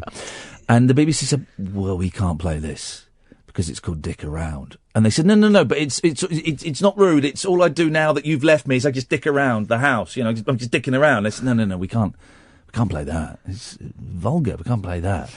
And so they came on LBC, and we were a speech station, and me and my producer Chris went, yeah, we'll play it. Go on. What time are you on? This is the drive time show. We said, yeah, we'll play it. Yeah, we'll play it. And it's such a good song. All I do now is dick around. All I do now is dick around, dick around. It's so good. I love Sparks. And there are two albums that are wonderful. Little Beethoven, from 2002, and then the one after it, which had Dick Around on it, and I can't think what the album is called, and they're just absolutely incredible records, and Sparks, I think. Look, Cleo, I'll come to you in a minute. 0344 499 1000. I've seen Hanson do this as well, but Hanson only, I think, had 5 albums, so it wasn't quite as impressive. Sparks took up residency, this was about 6 years ago, at a club in near where we do the Rabbit Hole. There's a club there. It's a small one that holds, I think, 1,000. I can't remember what it's called. I saw Kiss do a secret gig there once. And they took residency up there for a month, Sparks, and they did something like 3 shows a week. It would have been 4 shows. They had 21 albums basically, and over the 4 or 5 weeks, they played each album in its entirety. Oh, wow. With B-sides and rarities, and they played it, and they went and played it, and they had to learn. I mean, I think Ron and Russell, the main Sparks, are actual geniuses. Ron certainly is a genius. And Russell is probably pretty darn close to it if he's not. And they imagine playing 21 albums. You've got one night to get it right. And they're complicated songs. Yeah, they're very complicated songs. And the band was stunning. And I only went to 3. I wish I'd gone to more, actually. But I was doing a late night show, so it wasn't possible. But I went to 3. I went to Little Beethoven, which is one of my favourites. And that one was sold out because it's a really popular album. But I also picked, I think I went to Kimono My House, which was also sold out because that's the biggest album. But then I thought, well, I want to do a third one. I'll pick a really obscure album, and I did. I picked an album called Womp That Sucker, which sold hardly any. And there are only about 250 people there, and it was just magnificent, and they were full of gags. It may have been Womp That Sucker, I don't know. But Ron, the keyboard player, came out, and he had massive, 6-foot arms. And he stood behind, he stood 6 foot away from the keyboard, miming, playing, and it was just hilarious. With that wooden face, that stone face, with these ridiculous arms. It was hilarious. I'm going to, they're in the country, they're in Scotland, but I'm going to have to dig out my Sparks. These guys deserve a prize just for the names of these albums. There's After Little Beethoven, the one you're talking about, Hello Young Lovers. Oh, Hello Young Lovers is just... But they've got one here called Gratuitous Sax and Senseless Violence. Oh, that is brilliant. And it's got a song on there called Now That I Own the BBC, What Am I Supposed to Do With This Thing? Oh, what a great line! And the album that came after Womp That Sucker was called Angst in My Pants. There's one where the cover is them. The covers as well are excellent. There's one where they're the victims of a light aircraft crash. There's one where they're being kidnapped and they're on the back of a speedboat, tied up and gagged. It's just that might be indiscreet, I'm not sure. And then they did their own covers album where they covered their own songs, and that's where that wonderful duet with Jimmy Somerville is. Yeah. And they also do a string quartet version of This Town Ain't Big Enough for the Both of Us. And it's done on strings. And I don't think I've got Sparks on this computer for some reason, which is a real shame, because I'm going to have to dig up my Sparks DVDs as well. Hang on a second. Hang on a second. I don't think I've got Sparks on here. I've got all of it. Hang on a minute. Listen to, where is it? Hang on. Oh, listen to this. This is the string quartet version of This Town Ain't Big Enough. Just listen to this. Whack this up. Oh,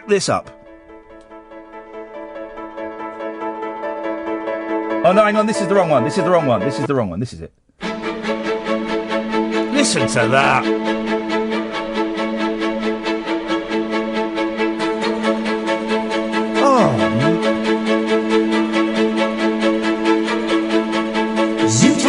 It's just, and listen, that's the album version. Where is that? Look at us falling down rabbit holes. They've got an album called Balls. Yeah, of course they have. And the latest one was called FFS.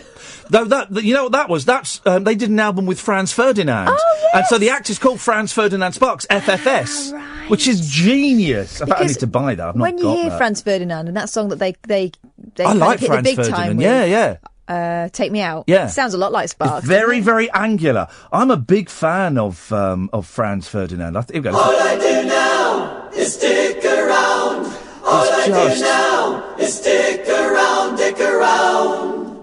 Every day. Oh, God, listen to this. Every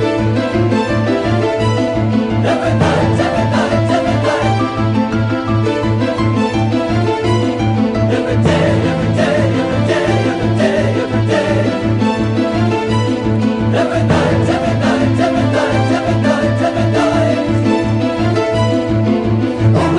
Overtime, I'm conscientious by design to reach the heights of academe, to be the captain of the team, to CEO 1,000 who will do the things I say to do, and I will make a lot of bread, and you will find me good in bed. I will push, I will pull, I will push, I will pull a couple strings and find myself atop the conglomeration.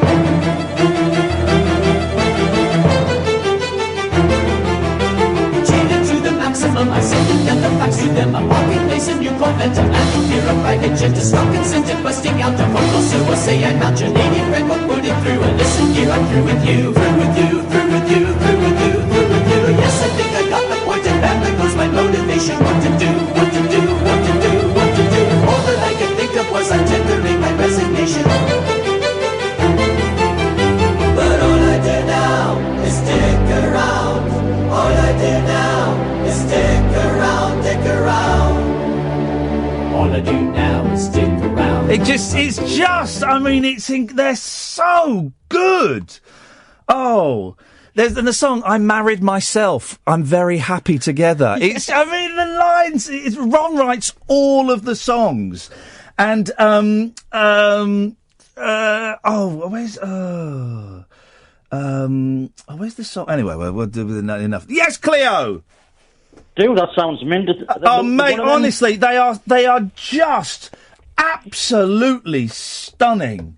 But one of them bands who, like, every time I hear them, I think that's class, but I've never bought an album. Get Little Beethoven. Little Beethoven is just... it's just genius. They're just... Are they all the same sort of tempo on that, though? No, they're all... Every album's different. All right. Every single album is absolutely different. That's cool, dude. Because apparently Brian May... They asked Brian May to join them. And he said, "No, I'm going to stick with this band I've got going. I think it might be all right." And so they. If only you could have done both. Oh. Yeah. But no, I think they're better off without him. I'm trying to find they do a song about bombing. Anyway, go on, Cleo. What you got? Your FNC personnel, yeah. Yes. The person from BT who left a message on someone's phone saying you F&C, yes. Well, I once had a F&D moment I worked for G&ER. Yeah. Used to sell train tickets over the phone. Yeah. And we'd been in the press loads for, like, being late and delayed and all that stuff, and then the Hatfield disaster and all that stuff. And we'd just been told that our parent company had folded. Uh-oh. And it was about 8 o'clock in the morning. One of the first calls, right?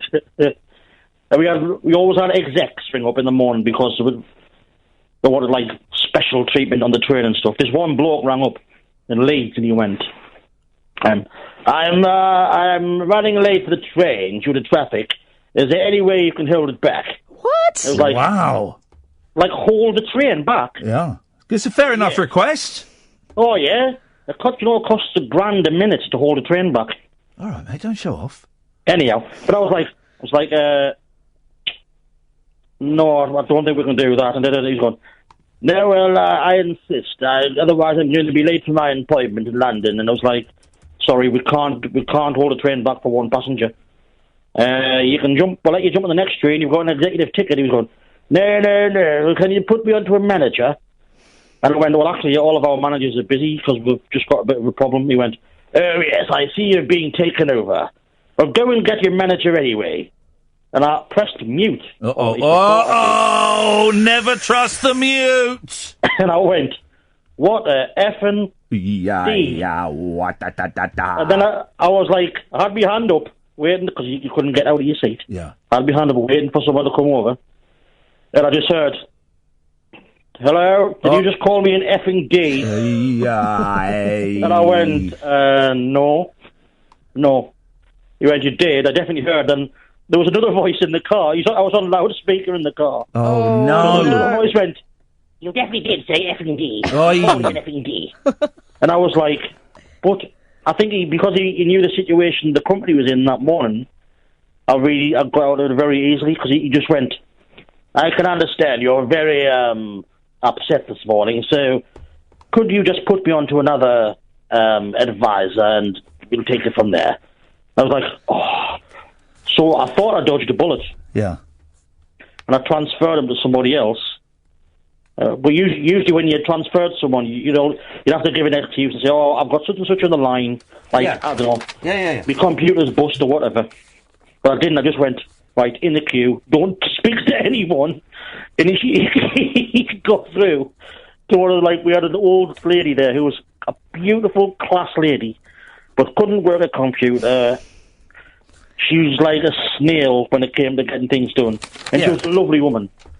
And she started shouting.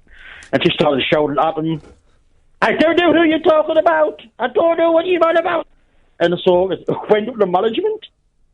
So there was a massive investigation to see, who called this... Because by then he was really knocked. And there was a massive investigation. Did you get the sack or not? Nah.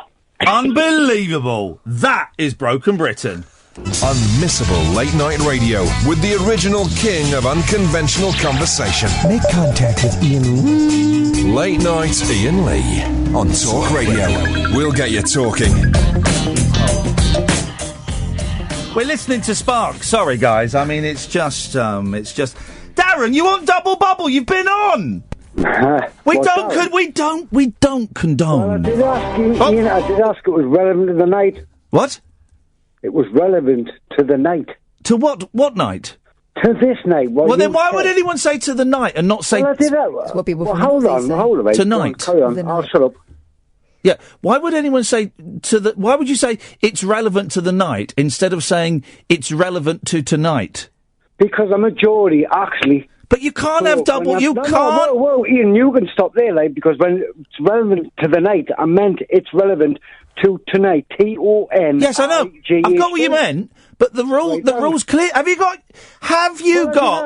the rule guides that were sent out to all of the listeners? The rule guides. There's no rule guides being sent to my door. Well, you should have received it. Catherine, explain to him rule 115, paragraph B, A. Quit when you're ahead. There's no double bubble, Daz. Catherine asked you, and I got to go ahead, and You didn't ask me. it was a 50-50. You didn't ask me. You didn't ask. It's Emma you spoke to.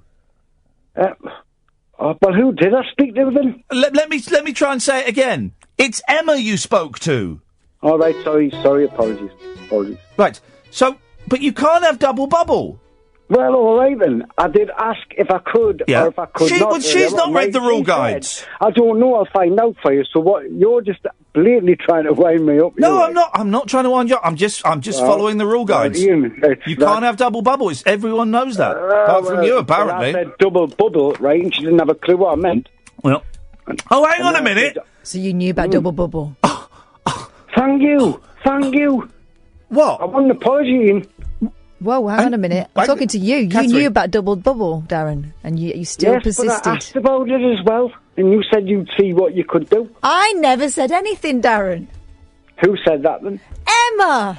Darren, All right, sorry. the last call went so well to restoring my faith in humanity in you. And this call is... You knew about the double bubble rule guide. You knew about it, and yet you still tried to infiltrate the system. You could have come on under a different name. I wouldn't do that. But yet you'd flout the rule guides. No, I didn't flout the rules. He's flouting, Catherine. I can't deal with him. You make the rules. You deal with him, Catherine. I can't deal with this. Oh, God, what have I done now? I can't deal with this. Can you not? I can't. It's just too many bosses here, and what I'm out. I'm bailing as a boss. Catherine's the boss now. Are you going to dump us in, Ian? Well, one of you is dump us. Darren, there's only one boss here. You and I both know who the boss is. Yeah. So what have you got to say to me? He can't have double bubble. He can't. How can I do what you're asking me to do there, man? It's really it's been a right laugh tonight, but Howie. Howie yourself. I can't have. I hear that Howie. You did it first. Do you remember? Yeah, I do, but it's where I come from. You know, when someone fires it back at you from London or wherever they are down south. I'm not from London. Wherever, it doesn't work. That's all. Right. Did he call you an arsehole? No, that's all. I didn't. Ian. It can't have double bubble. Ian, I didn't call anyone in E. He said kill? Call. I didn't. I know, because you don't understand the Geordie language, Ian. I'm out. I'm out. Well, but if you're not hearing it, why are you answering? Come on, man. I'm hearing it, but I'm out. Come on. I had a relevant point to you with regards to computers, and it's just wasted loads of time. Yeah. So what's the moral of this story, Darren?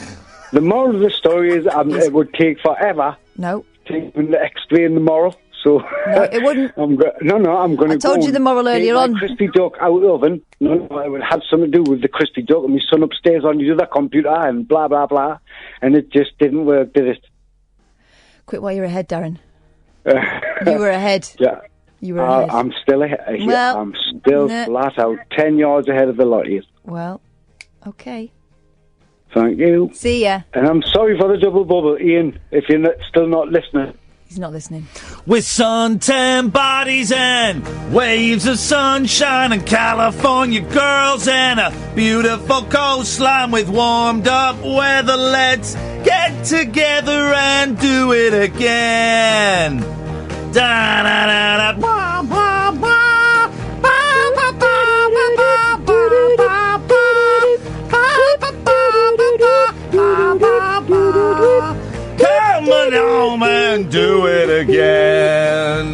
Hey, But don't do it again, Darren. With the girl, the lonely sea looks good in the moonlight. Makes your night times warm and out of sight. Been so long, dun, da da da. Been so long, dun, da da da. Been so long, dun, dun. No double bubble on this show. It's in the rule guides. Everyone should have received your copy of the rule guides now. If you've not, switch the radio off. Go online, find them. If you've got them, you've not read them, switch the radio off, put the phone down, read the rule guides. Once you've learned them and memorised them and filled in the questionnaire at the back and sent it in and had it marked by one of our team of experts here, and you've received a grade of B+ or higher, then you can switch your radios on again. It's very, very, very, very simple. Very simple.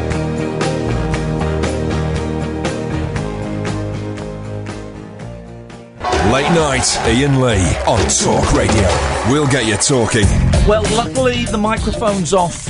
We're off then because Katherine and I both started doing Julia Hartley-Brewer impressions. Yes. Yes, I think you should have. No, send them back, shoot them, I don't care. Mother's Day. Being a father and a son, and both my wife and my mother are currently alive, and I have to do Mother's Day twice. Yeah. I have to pay double for Mother's Day. 2 sets of flowers, 2 lots of perfume, one... What? Whoa. What? Flowers and perfume. It's not the birthday. It's Mother's Day, One isn't or t'other. No, get both. Also, I got a really good cookery book, but I got it from a charity shop. But it looks brand new. I flicked through it. It looks brand new. Have you checked? 20 have you quid. checked all the way through it? Yeah, I have. 20 quid, £2.50. So that is, I mean, what are the ethics on giving a charity shop present to my wife from my children, who I'm going to be honest, haven't contributed a single penny to any of this? I'd say that's fine. Just don't mention it on the radio. I'm really good. And I only took one of them to get the perfume this time. The other one didn't seem that bothered. But I'm really good because I let them choose the perfume, and they like spraying it on themselves and spraying it on the sticks. And Yep. you can see the staff getting a little bit angsty because they're doing loads. But they go they end up choosing by the shape of the bottle, and they always choose one that's like 100 quid. But I'm getting really good now at making them think they've chosen one that I've chosen, that I've noticed is on special offer and is cheap. But that's the secret of good parenting. Yeah. The only options you give them are options you're happy with. Yeah. But I've got to do Mother's Day twice, and it really is. I mean, You're lucky. You're lucky to have both women still in your life. Well, I know, but it does make me think. If People who'd love to have that conundrum. yeah, I know, really, I suppose, but it's just so darned expensive. Well, it is for you. You're going nuts. My mother's memory is terrible as well, and I'm kind of wondering, Do you have to tell her? does she need to know it's Mother's Day? Oh God, you actually did a proper hurt face then, not even a radio pretend face. Well, does she need to know it's Mother's Day? Oh, don't do that. Don't do that. Do you appreciate her? I mean, just tell her. Yeah. All right, so tell her it's Mother's Day and don't be an Well, absolute... but she won't, it does, oh, come on, don't do that face. It's really expensive. Well, it is the way you're doing it. Don't go nuts. Well, I didn't get perfume for her. I just got some flowers delivered, and I'll pop over there next week. Right. And stuff. That's, do you know but do you know which bit she'll prefer? The flowers. No. But for the boys, I've bought flowers, perfume, and we're going out for lunch. They're taking their mum out for lunch. And I said, who's paying? They said, well, you are. I said, oh, right, thanks. Well, That's a ton. Keep a list, because those boys at some point are going to be big earners. I've spent a ton on Mother's Day for someone who isn't even my mother. What the flipping hell is that about? What is that about? Does the debt... I'm not calling it a debt. I'm going to call it a debt. Father's Day, do you get yours? Oh, yeah, I do all right. I do all right. No, you know what? I do all right, actually. But I'd rather just not bother. You know, I was thinking about getting this Nintendo Switch, and I'm toying with the idea. It'd be the first games console I've ever bought. Well, bought in years. And someone just tweeted me saying, Ian, it's just more things. You don't need more things. And I went, yeah, spot on. But it's quite small. But sometimes things are nice. Yeah, I quite like things. My kids have got the right idea about Mother's Day. Yeah, go on. Well, the kids' school, actually, it's brilliant. They do this thing called a pop-up shop. And everything in it is like £2.50, and the kids choose it themselves. Yeah, And actually, what con? Well, they're buying things themselves. Yeah, for £2.50. Yeah. What they buy? I bet you could buy it for £1 online. 50p online. What have they bought? I don't know. It's a surprise. Well, you tell me on Monday. Bring it in on Monday. All right, I'll right? show you. Bring it in. We will, and I'll do. Who's that fella that went to prison? David Dickinson.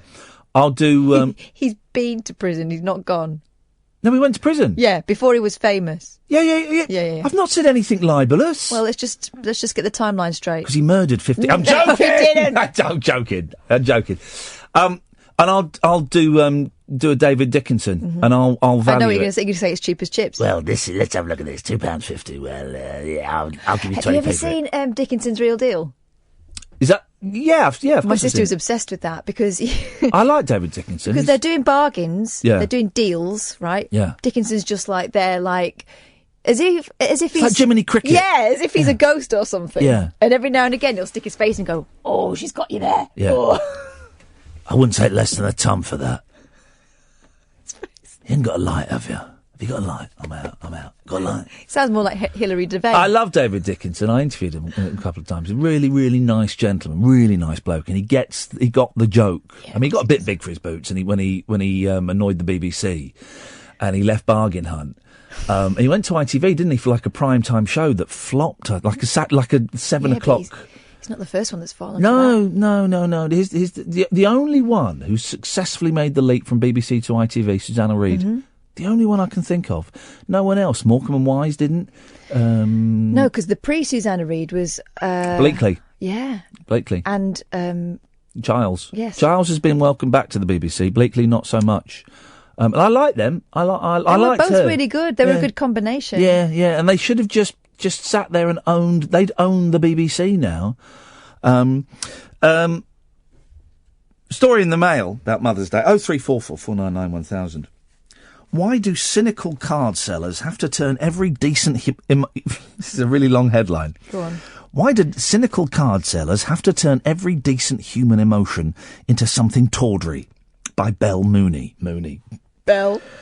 This is the week when children have been busy making their Mother's Day cards. Folding, sticking, colouring, writing things sprinkling backwards. glitter, and shaping careful letters which say a heartfelt thank you, Mum, or I love you, Mum. Or maybe the message is, I'm sorry for being naughty, and they'll draw a smiley face. Perhaps Dad or Gran will take them to buy a proper card. Not if they've made them, I won't know. Or even a harmless, jokey one to make Mum smile. This year, Mum, we decided not to bring you breakfast in bed, to keep your kitchen nice and clean. The ritual of card sending matters. Just that sentence. The ritual of card sending matters. It doesn't. Of course it doesn't, Belle. Your whole premise is flawed. The ritual of card sending matters, and there are greeting cards for all tastes. But unfortunately... So there's no problem then, because you can buy a nice one if you There's want. a depressing growth in cards designed, in inverted commas, for people with no taste at all. People who would rather use a foul expletive than express anything resembling a true feeling. I can't be alone in thinking this tendency cuts to the heart of what our valued ancient traditions are about. Belle, go and read a book, for God's sake. How ancient a tradition is Mother's Day? I would Google this. I reckon Mother's Day was invented in the 1950s. What, by I'm gonna Hallmark? Say. Yeah, I'm going to say 1956. Mothering Sunday. Yeah. When was it invented? Okay, let's have a look. Holiday celebrated by Catholic and Protestant church Christians in some parts of Europe. Falls on the fourth Sunday in Lent, 3 weeks before Easter. Once observed as a day when people would visit their mother church. Nothing to do with mums. It's become an occasion for honouring the mothers of children and giving them presents.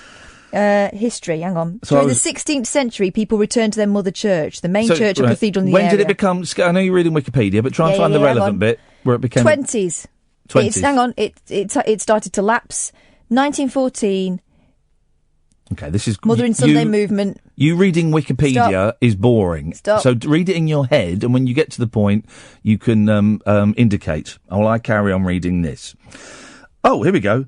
It's actually here. Next paragraph. Well, you're going to believe what she says. Mothering Sunday is not a modern commercial construct. Its origins are old and rooted in religion. Yeah, nothing to do with mums. Let's look at Mother's Hang on a Day. minute. Hang on a minute. No. Go back to that page. Yeah. Read the bit where it says that. Read that sentence about the fourth Sunday. Read that sentence to me, please. Okay. Holiday celebrated by Catholic and Protestant churches in some parts of Europe falls on the fourth Sunday in Lent, exactly 3 weeks before Easter. Carry on reading. Once observed as a day on which people would visit their mother church, it has become an occasion for honouring the mothers of children and giving them presents. She's just lifted it out of Wikipedia. Its origins are old and rooted in religion. The fourth Sunday of Lent was when people would return to their mother church. She just lifted that. She's just lifted it. Anyway, so... Yet the precious idea seems to be repugnant in a world where card manufacturers compete to come up with the vilest products. And it seems there are people who actually want to buy them. But which people? 1908, by the way, when they first Thank started you. bringing them Who would want to send a card to Mum which says, "I'm sorry"? My mum would love this. I think my mum would. "I'm sorry I'm the reason you have to cross your legs each time you sneeze." My mum would love that. My mum would find that very funny. Or in the same nasty vein, but cruder, Nasty? "Mum, I'm so sorry that you now piss yourself every time you sneeze." Is that really supposed to be funny? Asks Belle Mooney. And what about this uplifting sentiment? Oh, this is great. This is great. The thing is, right, these are the things my mum used to hurl at me when I was naughty. And what about this uplifting sentiment? This is on a card. "Mum, there are millions of vaginas in the world, but I'm so happy I fell out of yours." Or the determinedly anti-sentimental "Happy Mother's Day" and all that rollocks. The thing is, what Belle's doing here... This is funny. It's an excellent advertising campaign. There are others in which even the most appealing sentiment, that of gratitude, is debased by the intrusion of crude violence. What a great sentence. Debased by the intrusion of crude violence. This is great. Another example, right? "Thanks, Mum, for being my mum. If I had a different mum, I would so punch her in the face and come to find you." That is a great one! Where can we obtain these cards? I just got an "I love you, Mum." I have only one word. Why? Sometimes it feels as if every decent, sincere human emotion must be twisted into something tawdry. Why can't you tell your mother how much you value her without adding a random obscenity, such as, here's another example, "You are the best effing mum ever." I hope to God that she has got children and they're reading this, because I know where I'd be going, straight down the shop. I can imagine, Paul, we'll come to you after the break. I can imagine some young man feeling pleased with himself for sending this. But would his mother truly be proud to display it on a mantelpiece? Would she really think the crudeness cool? My mum would love it.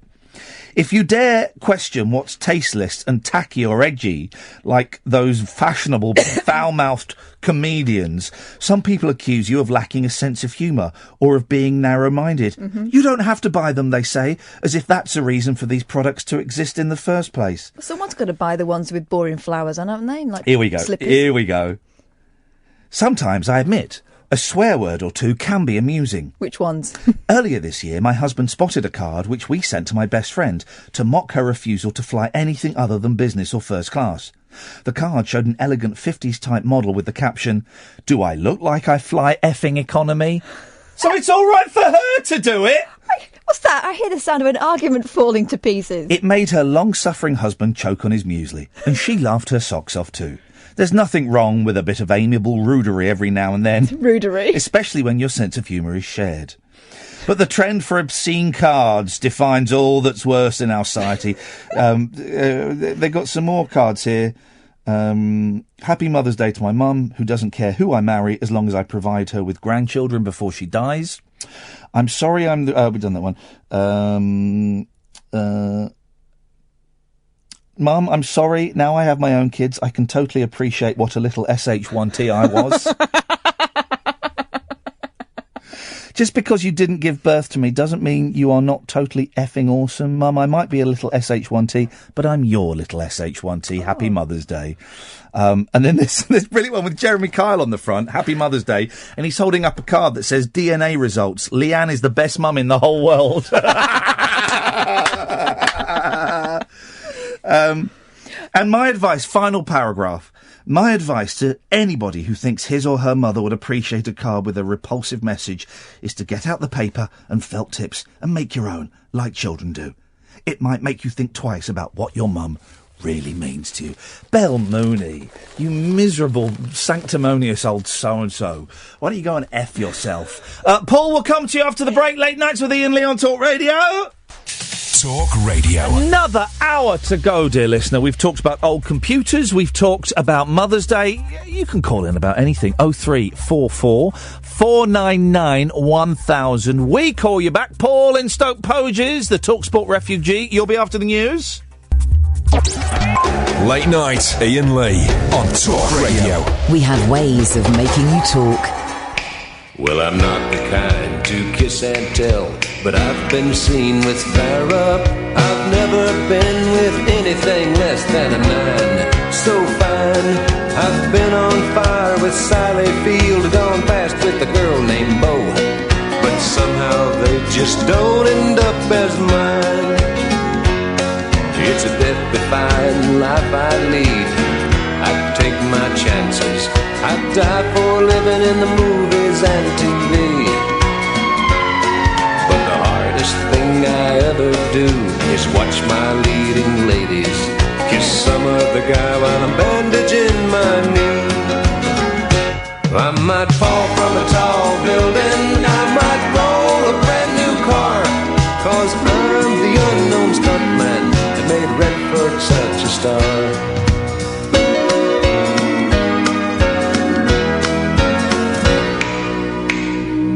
I've never spent much time in school, but I taught ladies plenty. It's true, I hire my body out for pay. Hey, hey, I've gotten burned over Cheryl Teague's, blown up for Raquel Welch. But when I wind up in the hay, it's only hay. Hey, hey, I might jump an open drawbridge or Tarzan from a vine, 'cause I'm the unknown stuntman that makes Eastwood look so fine.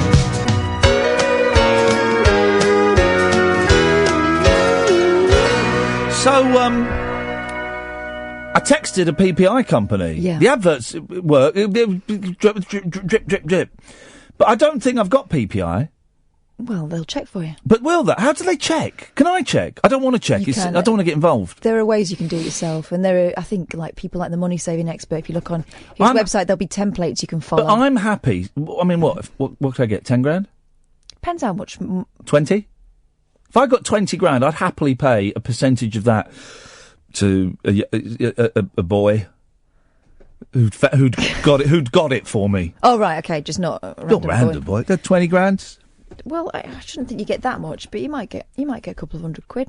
That's better than poking the eye with a sharp stick or a slap in the belly with a wet fish. Well, depends which fish. Paul is on the line. Good evening, Paul. Hiya. Hello, Paul.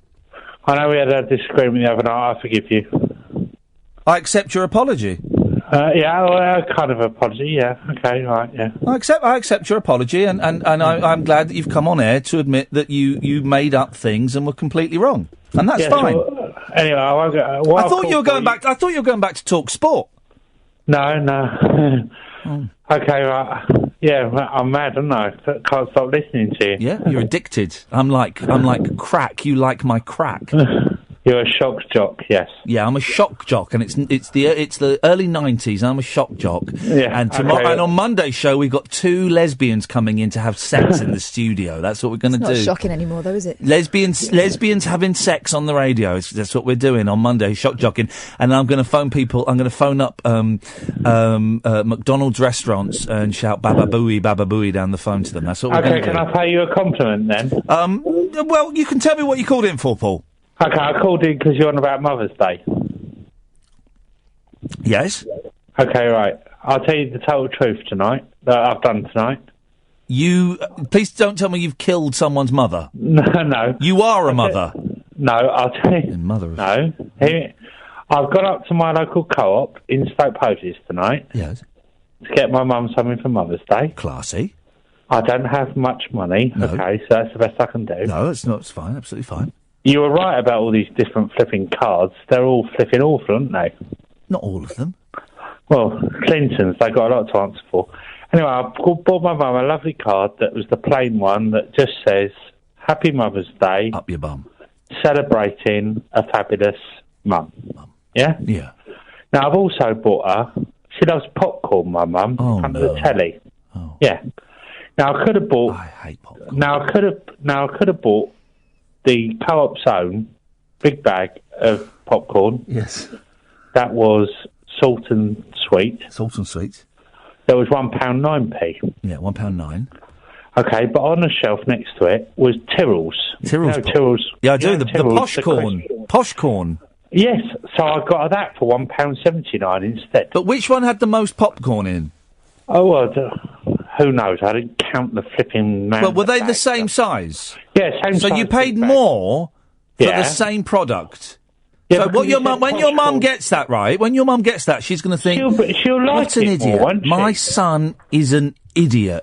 Have I taught him, he's not learned anything about saving money from me at all. Okay, finally I'll finish because my battery's going to run out, right? My mum's got a cough and cold at the moment. Did you buy some tunes as well? No, do you know what I also bought her? Some cough medicine? Some Hall Soother sweets. Cough and cold sweet, yeah. I bought some Hall Soother cough and cold sweet. And there's nothing that says Mother's Day more than Hall Soothers. Paul. Yes. You're Paul. Good. Very well done. Thank you, Paul. She will love these as a present. Hall Soothers for Mother's Day. Is this a wind-up? No, she's got... I'm telling you the total truth. Are you what? Have Cundy and Goldstein set you up to? Are you a character? Is this Andy Goldstein? No. Because you speak a bit like him, a bit like you got a sausage in your mouth or something. No, I don't. That was it. That was Goldstein. That was pure Goldstein. Paul. I think we busted Andy Goldstein there. Trying to do a little prank call on us, was he? Trying to do a cheeky little prank. Clip that and send that to the sports bar because they did ask us to. They miss him, don't they? They do miss him. 03444991000. It really is. I was wondering what else to get my mother, and I think some Hall's Soothers. Really, it just says, Mum, you have shaped me and made me into this. I am this kind of man that buys an elderly woman Hall's Soothers. I'm so stupid, right? Yeah. I bought something quite nice for my mum. But I didn't think about her ailments. I should have gone there. No, mate. Bunion cream. No. She should have gone. And not Boots Own. Shoal. Vagisil. Oh no! Here we go. Well, here we go. Right, this story, right? This story is in the paper. I once put a load of that in my friend's shopping basket while she wasn't looking. Hey, someone once put some Anusol in my shopping basket when I wasn't looking. And then about 6 months later, they phoned me up at a radio station and said, do you remember when you were shopping and you found some? I said, yes, that was me. I went, oh. I bought it because actually it was useful. But, Did you get the little... The applicator? Yeah, I don't use... I just use this. Because... This app applies it now. We've got the finger. Yes. We've got a plastic finger that sometimes... Oh, yeah. That comes from a tradition started by my dad. Yeah. With the Anusol applicator. So this is like a fake... But Catherine and I both have fake fingers that we use to terrify our children. Yeah. Yeah. And we used to, I'd put mine in his pocket or he'd put his in my bag. It sounds rude, this, but it's not rude. No, it's just a bit fun. Because what used to happen, once I came downstairs as a kid with the Anusol applicator, and it does look a bit like a trumpet mouthpiece, doesn't it? Oh, it does. Were you I blowing came on downstairs going, what's this for? What's this for? My dad went, I'll tell you what it's for. Thankfully, he hadn't used it, but from then on, That thing You have a went. taste for it. It went in my lunchbox. Yeah. Then it'd go in his wallet. What, the Anusol applicator? Yeah. Oh, Then- no! And then I would find it. Then I'd find it in my pencil case. That is And not then Dad would nice. find it in his sock drawer. No. And so on. That is... Well, it wasn't a used one. That is thoroughly unpleasant. Well, listen to this story, and Joe and Rosie will come to you in a bit, but listen to this story, bearing in mind what Paul has just said, right, that he bought some Hall Soothers for his mum and a bag of posh popcorn, right? Blokes spend more on mothers than lovers. Yeah. Mums mean the most to men. Men spend more on Mother's Day gifts than on Valentine's Day presents for their lovers. Lovers. Lover. Blokes fork out 68% more cash on keeping mum happy on her special day than they do on romantic gifts for their partners. Now, Paul there must have spent a total of, what, £3.50? So... Think he's wrapping them? No. I've got to wrap them as well, haven't you?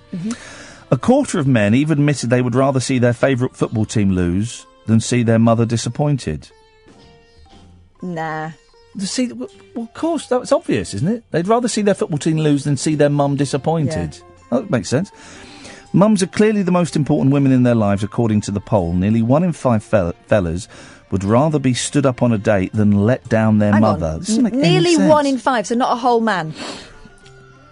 And sales of chocolate flowers fizz. Chocolate flowers. Here we go. Flowers, fizz, and even nightwear are higher in the run-up to Mothering Sunday than ahead of February the 14th. But, it will be like, nighties from Marks and Spencer. It'll be dressing gowns, won't it? It'll be dressing gowns and slippers. That's what it'll be. You would hope. That's all. That's rubbish, Des. It's all rubbish. Let's go to Joe. Evening, Joe! Hello there, Ian. Hello, Joe. You're through to myself and to Catherine. The whole world is listening. What you got for us, boss? All right, I was watching this YouTube video the other night about Paul McCartney and his supposed death that happened in 1967. I don't know if you know about it. Yeah. He had a car crash and was replaced by a Scottish actor called James somebody. Yes. Yeah, allegedly. Yeah. Quite bizarre. I was sort of like just watching it. It was like an hour and a half long. It was really silly. Go on, remind me, because I used to get really into this. Remind me, there are clues, aren't there? Yeah, there's stuff like the Abbey Road, and there's like the most bizarre one was I think the traffic warden that gave him a ticket that turned out to be his soon-to-be wife, the one that divorced him that lived in Brighton. I can't remember her name. Oh, Heather Mills. That's the one, yeah. Heather Mills was a traffic warden? Allegedly, yes. The thing is, this is, I think, the first example of fake news. Now, fake news, of course, is now very popular, and everything you hear on the news is completely made up. But this was the first example of fake news. I believe it was started by an American disc jockey, who, for a bit of fun. And there's, the cover of Abbey Road is supposed to be like a funeral procession, I think. Isn't there something about who's not wearing shoes? And Yeah, stuff they're like the that? Undertaker. Walking across the zebra crossing. There's, and the number plate is 28 if. He'd been 28 if he was still alive. Yeah. And it's because all his looks and his songwriting changed dramatically in 1967. That's it. Yeah. Isn't there something about Billy Shears as well? Oh, he's supposed to be Billy Shears or something. I don't know. But I believe it. I believe he died.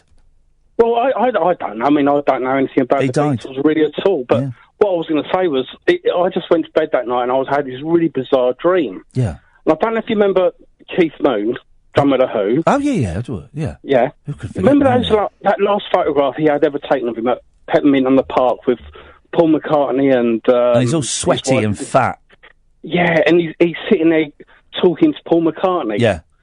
And I had this dream that there's Keith Moon sitting there going, right, Paul, I've run out of money. I've had this great idea. I'm going to go to the Sunday newspapers. I'm going to tell them that you're not really Paul. Are you suggesting that fake Paul McCartney murdered Keith Moon to keep his secret safe? Look, it was a dream I had that night. I mean, I'm a massive Who fan, so but it was just quite bizarre. Hey, you know I introduced The Who on stage once, don't you? Yes, I think I was there. Were you there at the Royal Albert Hall? Yeah, I think I was. Yeah, I went to quite a few of the Royal Albert Hall shows. Yeah, I was there, and I got... Here we go. This is the most exciting Here we go. Whack this up.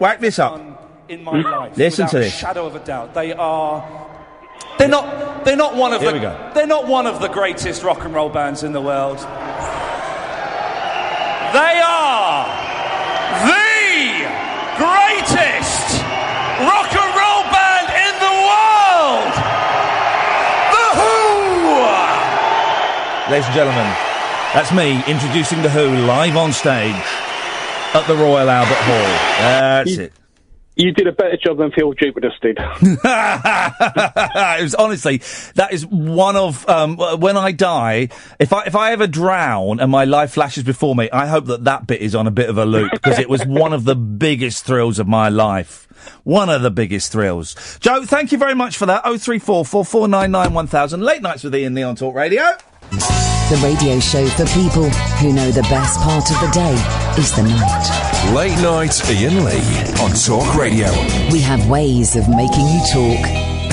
I was 0344 499 1000. I was mocking Mother's Day and teasing my mum, as I would tease her if she were here. And then CJ sends an email that just got me right here. Oh. The best Mother's Day present you could give to your mum is just showing up and being there. That's okay. Well, I probably can't make it Sunday, but I'm going to go and see you next week. And then he says, if her memory was better, she'd be so proud of how well you're doing. It's true. She doesn't really have a clue what I'm up to at the moment. She doesn't really know, I tell her and stuff, but she doesn't really have a clue. Well, doesn't know I'm working here and do all this stuff. 0344 499 1000. Rosie! Hello. Hello, Rosie. Hi. Hello. Yeah, I thought I'd phone up because I finally got to do my Ribena factory tour on Ribena, Wednesday. Rosie. For those who don't know, Rosie's grandfather invented Ribena. And they said ages ago, didn't they, that you could go and have a look around the fact. Was it about a year ago or something? It was when we came to see that Elliot thing. Kung Fu Elliot, flipping heck. That's So right. Ribena invited the granddaughter of the inventor to have a look round the factory. Tell me, Rosie, is it staffed by those tiny little talking berries? No, I'm quite disappointed. That is very misleading advertising. I might have to report them. So go on, what happened? Well, they started off, we had like coffee and that, and we were introduced to about 8 different people, and they're all like really over the top friendly and they were really impressed with us coming, and because I brought loads of photos of my granddad laying the foundation stone, and of course it's still there. Yeah. Yeah, and they had a huge picture of him, which obviously is on display most of the time. And I also had pictures of another man who was instrumental in it as well, called Mr. Armstrong. Yes. They didn't have any photos of him, so they've taken all my pictures and they're going to make a presentation online with it. But what did you see? What did you see? We saw that all the bottles being made out of plastic. They blow bottles in a similar way to blowing glass, except they use steam. Yeah. The bottles start out, they look like little test tubes with a bottleneck on top. And then they get kind of, a hot rod gets shoved inside. Oh! Who did they kill like that? There was Gaddafi and there was someone my else. husband's pulling that sort of face and all. Yeah, the king, wasn't it? Hot And then rod. they blast, sort of blow it outwards into a mould, and it gets the shape of the bottles. And then we saw them all being filled up. I mean, it was just all the machinery so fast. It makes you goggle-eyed. But yeah, it's brilliant. Did they give you like a Nando's black card where you can go and get free Ribena? You can go into any newsagents, show them the card, and you get 3 cartons of Ribena. No, they just gave us a big bag full of all the different flavours and key rings. Hang on. What flavours of Ribena are there? There's blackcurrant. Loads. Well, There's go on. mango and lime. No. Yeah. Mango and lime Ribena? Pineapple and... Pineapple? I've got about... there's berry. There's apple and cranberry, I think.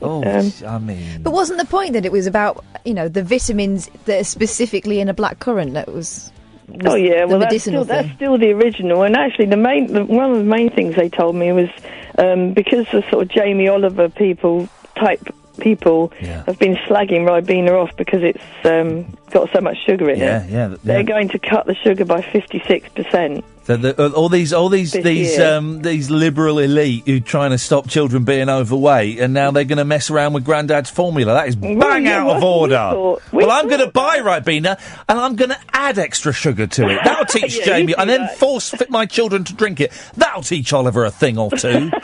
The dribbling loon. We tried the new one, and we had to try two types. We tried the old one and the new one. They didn't tell us which was which. And I bet you guessed it straight away, didn't you? No, I got it wrong. Oh. I thought that the better tasting one was the old one. They and lied. It wasn't. They lied. They lied to you. You reckon? Do you remember the Pepsi challenge? Yeah. And I did the Pepsi challenge once, not on the advert, but they were doing it in a shop. This is how old I am. They were doing the Pepsi challenge, but it wasn't, because in the advert implied it was Pepsi versus Coke. Yeah. And it wasn't. It was like Pepsi Panda. versus... Well, it wasn't even Panda. It was like Happy Shopper own brand. So, of course you're going to pick Pepsi. Well, I don't know. I hate all of them. So. Who used to host the I know... Who did the... Because Leslie Crowther did the Stalk Challenge. Who hosted the Pepsi Challenge? Was it... I know exactly who it was. It was Joe Brown, wasn't it? Was it? It was Joe Brown. I'm sure Joe Brown. Singer? Yeah, the singer. Oh, really? I'm sure Joe Brown did the Pepsi challenge on the adverts. I'd bet $1 on it. I'd bet $1 on it. But did you have a good, you had a good time though, did you, Rosie? Yeah, it was lovely. My brother came with me. Yeah, we had lunch. They gave us lunch. And then we had an Indian on the way home. Oh, Hang on a second. Hang on a second. Who did I say it was? I said it was Joe Brown. Let's have a little listen. Elaine, isn't it? Yes. Well, given a choice of colours... Joe Brown, ladies and gentlemen. Look at that barnet. No. You wouldn't. You will taste those two and tell me which one you do like. Which one tastes best to you.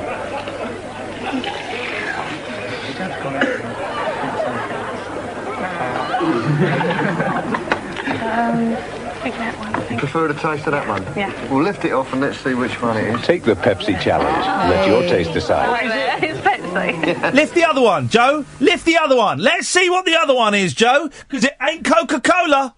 It ain't Coca-Cola. It's it's Nissa. There we go. Right, Rosie, I'm glad you had a good time. Thank you for that. Let's get Joe Brown on the show. We spoke Well, to... I was just thinking, do you remember when we spoke to Joe Brown? What a charming man he was. Yeah, he was, actually. Really, like, best friend... Either he was George Harrison's best man or George Harrison was his best man. He was brilliant, actually, and we spoke to him at the other place. Yeah, let's get Joe Brown on, actually, because that would be... delightful, and he's multi-talented, and he's absolutely brilliant. Yeah, there we go. That's an excellent suggestion from me. I'll email him now. We've got Jimmy Tarbuck. We've got Jill Gibson, which we'll play out at some point. Such a good interview. We got Roy Hudd next week, haven't we? Well, actually, I spoke to his agent yesterday, yes. and he's got a heavy cold at the moment, like the Queen had. Oh, so she's put it back by a week. Absolutely fine. Then that's. But it will happen. I don't think we've got any others in the diary next week. We need to have a little brainstorm again because we've had some good people. I'm interviewing for a different job. The guy that owns the company that does Pokemon Go, Niantic. Suddenly, and I don't exactly know his exact involvement with Pokemon Go, but of course I'm telling my children I'm interviewing the guy that invented it. And they were like, whoa. So in the last 2 weeks, I've had Luke Skywalker tweet me, and I'm interviewing the bloke that invented Pokemon Go. And my eldest finally got it. He said, Daddy, isn't it funny?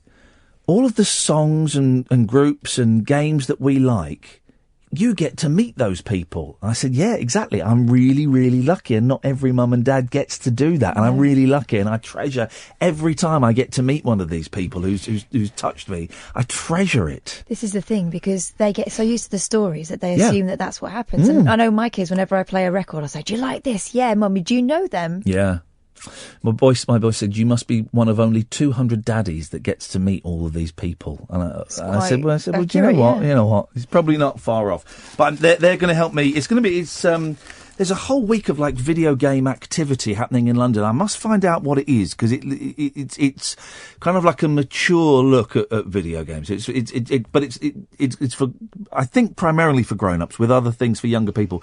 But it's not, you know, it's not dull or worthy. Some really interesting stuff going on. I think Sadiq Khan is got something. The Mayor of London has got something to do with it. But so I'm going to the Regent Street Cinema, which looks where beautiful. our friend Ripley works. Yeah. And I think it's like an interview and a Q&A. And so my boys are helping me write the questions. So far, the questions they want to know are: how old are you? And how long did it take you to make Pokemon Go? They're very excellent questions. They're excellent, and they're both going to get asked. They are both going to get asked.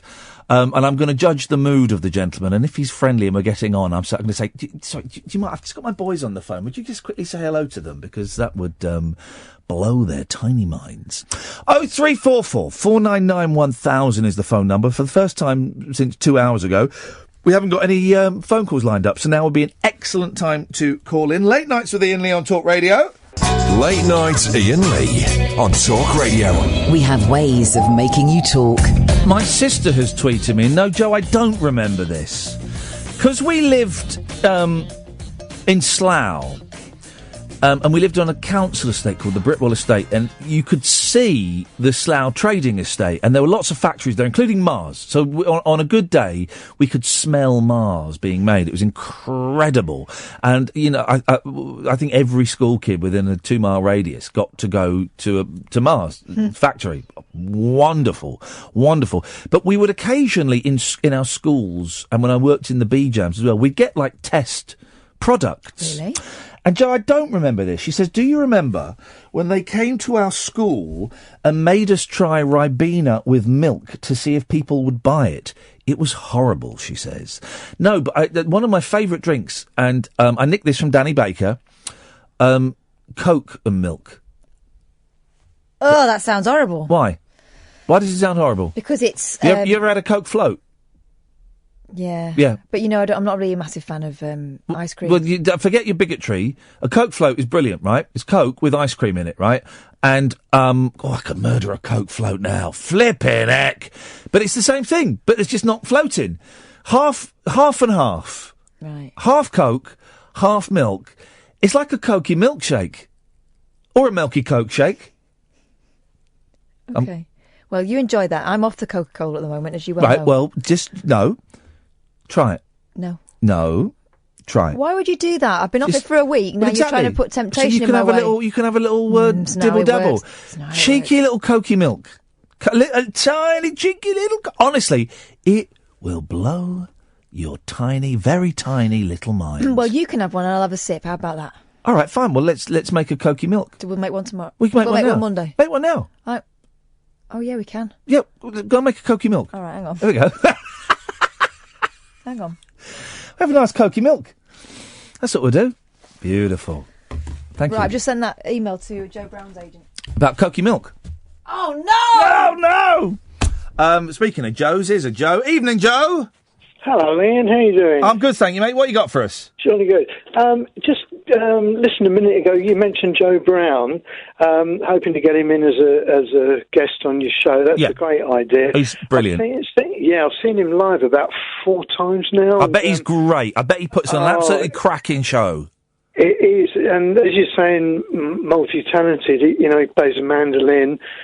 He plays the fiddle as well, doesn't he? Yes, he does, yeah. Because I saw him in pantomime in about 1980, and no, you didn't. hey! Sorry. And I remember him playing the electric fiddle in that. I also remember him giving my dad a Twix as well. But, yeah. Right. Well, I know also you're a ukulele fan. He had an album out either 1 or 2 years ago called Joe Brown, the Ukulele Album. I've got it.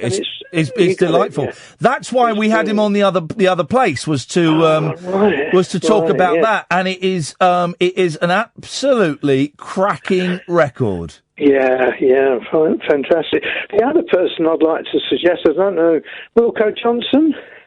Now, I've thought about Wilco Johnson, but I'm not a Dr. Feelgood fan. No. And I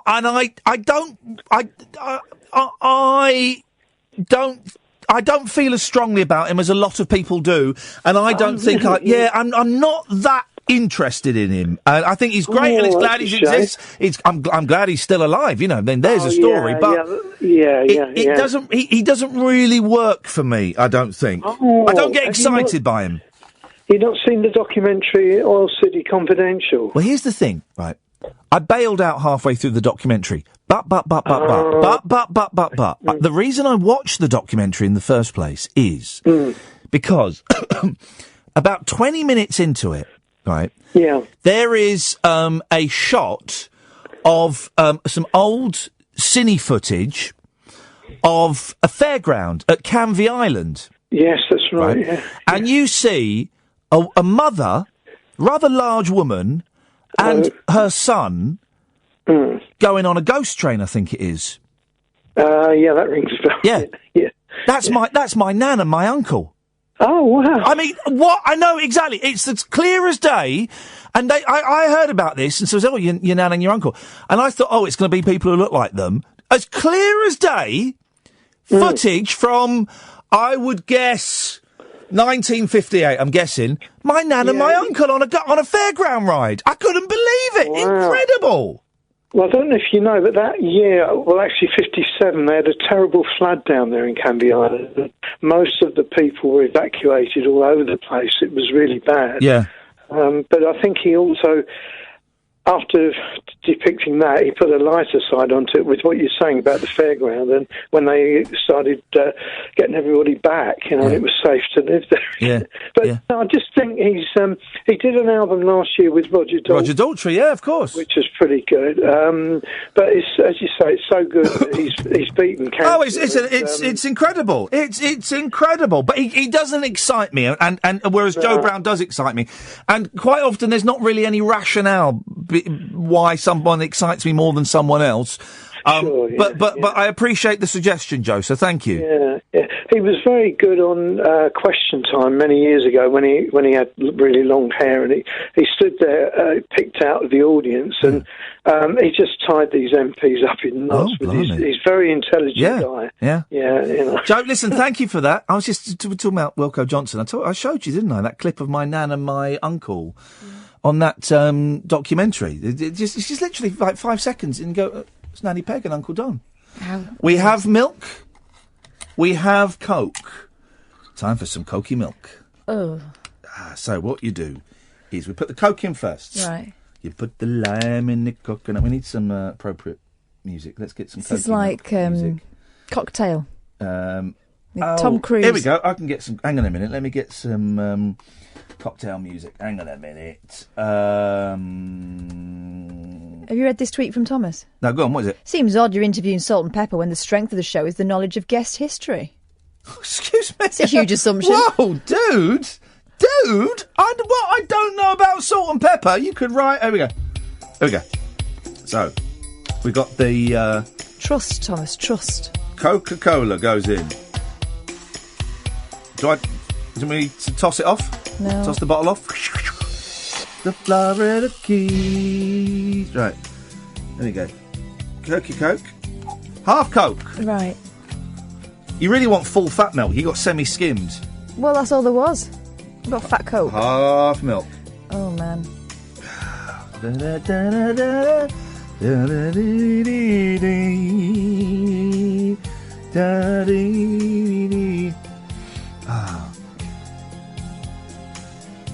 Is it fizzy? You're about to change your life. Enjoy. Cokey milk. Go on. Oh, no. Do you know what that reminds me of? Go on. When I was a kid and I had diarrhea. Oh, Katherine! For goodness sakes, I've kept it above the waist tonight. The medicine they gave me. Go and have another swig. You're just not used to... It was green, but it tasted just like that. Oh, no. Not for me. Lovely bit of Cokey milk. Knock yourself out. Yeah. Lovely. Cheers, everyone at home. Cheers. Hope you're enjoying your evening. I am, although the company in the studio is a little bit frosty. We'll have another break, and then we'll take calls straight to air for the last 20 minutes. We'll see what happens there. 0344 499 1000. Is that it? Cocktail time's over. Yeah, we're done. Late night, Iain Lee on Talk Radio. We have ways of making you talk. Yeah, feeling good after that drink, as I was just telling you during the break. Yeah. Feeling excellent. Full of vim and vigour. Vimto's what is Vimto made of? That's I thought that was blackcurrant. You can get fizzy Vimto in a can. You can also get Vimto concentrate. Mm-hmm. Cheeky Vimto. So that's boozy Vimto. You could in McDonald's in Scotland. You can get. I'll take the call straight to Emma. Thank you, Emma. You put your feet up. You rest. Emma normally works with the excellent Howard Hughes, and we keep saying this, but now will be an excellent reminder. Sunday nights, there's 2 gems on the radio. 2 gems, honestly, 6 hours of solid, unique broadcasting. Bob Mills on at 7 till 10, and the thing I like about the Bob Mills show, you can just dip in and out of it, and I'll have it on, and I'll go and do something, and I'll come back, and it's just like earwigging a conversation. Followed at 10 by the sublime. I'm Howard Hughes, and it was just, he had some crack. It was the best of last week, and he had the Philadelphia Experiment guy. Man alive. He had the fella on where, when he was a kid, his dad worked at Area 51, or his granddad worked at Area 51, and he showed him alien technology. He was talking about the metal you could crunch with your hand and it would pop back into shape. He was. He actually was. Line 1, you're on the wireless. You're the only person I trust, Iain. I can understand that. I'm very trustworthy. What am I, chopped liver? And Cass as well. I trust Cass as well. I wouldn't trust her as far as I could throw her. Which, if I was on the top, if I was on the top of a very high cliff, would actually be quite far. Yeah. It's well, she's come a long way. I used to listen on the old station, and Cass was the newsreader. Yeah, she was. Move forward a couple of years. She's running the flipping show, man. Well, go back a few years from the newsreader thing. I had my own show, so, swings and roundabouts. I don't know. Sorry. She's running the show. I don't know what show is that, John? She's running the show. Oh, I've accidentally cut him off. That always happens when people are nice to me. Yeah, I don't know why. Call straight to air for the last 11 minutes and 8 seconds of the show. 0344 499 1000 is the telephone number if you want to give us a call. Where's my bit? There it is. Oh, there's we had that brilliant picture of that kid stuck inside the grabbing machine. Yeah. The machines where you spend a fortune trying to grab. I never put any money in those. They're kids are always mithering for it. But they're a fix. The Mirror, fair play to the Mirror. They've played a blinder here. They've got loads of pictures of kids stuck in things.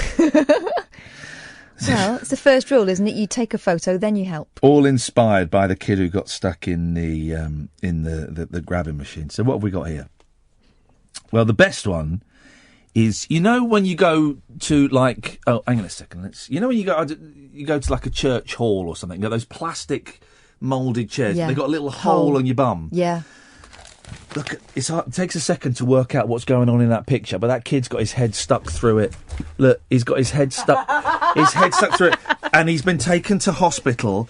And he's in a hospital, or no, it might be a school actually. And there's a workman with a hacksaw. Oh, and he's looking at the camera, going, "Oh!"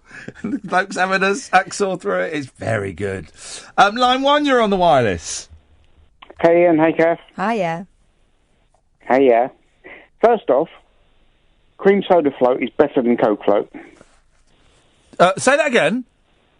Cream soda float is better than Coke float. Cream soda is, on my wedding day, my wife was presented with a glass of champagne. I was presented with a glass of cream soda. It really is. There's no drink.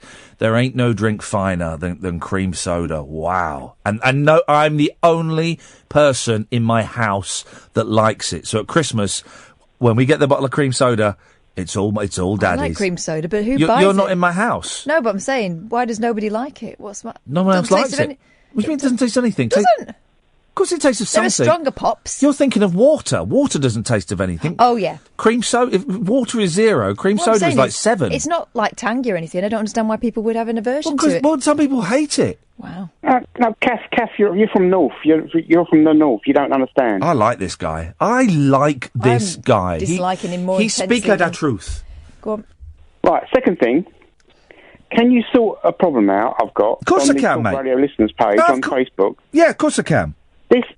They're saying that the clocks go forward, and they don't. They go No, back. I'm so glad you reminded me of this. Thank you. I've been meaning to say this all night, and don't forget this Saturday night. Spring back, fall forward. Spring back, fall forward. The clocks go back an hour, and we had naughty Brendan Burns on. I meant to correct them. Brendan Burns was on the other night, and he said, "Oh man, the clocks go forward an hour." Well, they might do in your country, but in this country, spring back, fall forward. And it really annoys me. You get all these crappy little local radio hosts going, "Don't forget to put your clock forward." It's not funny. It's not funny because people depend on us to present facts and information.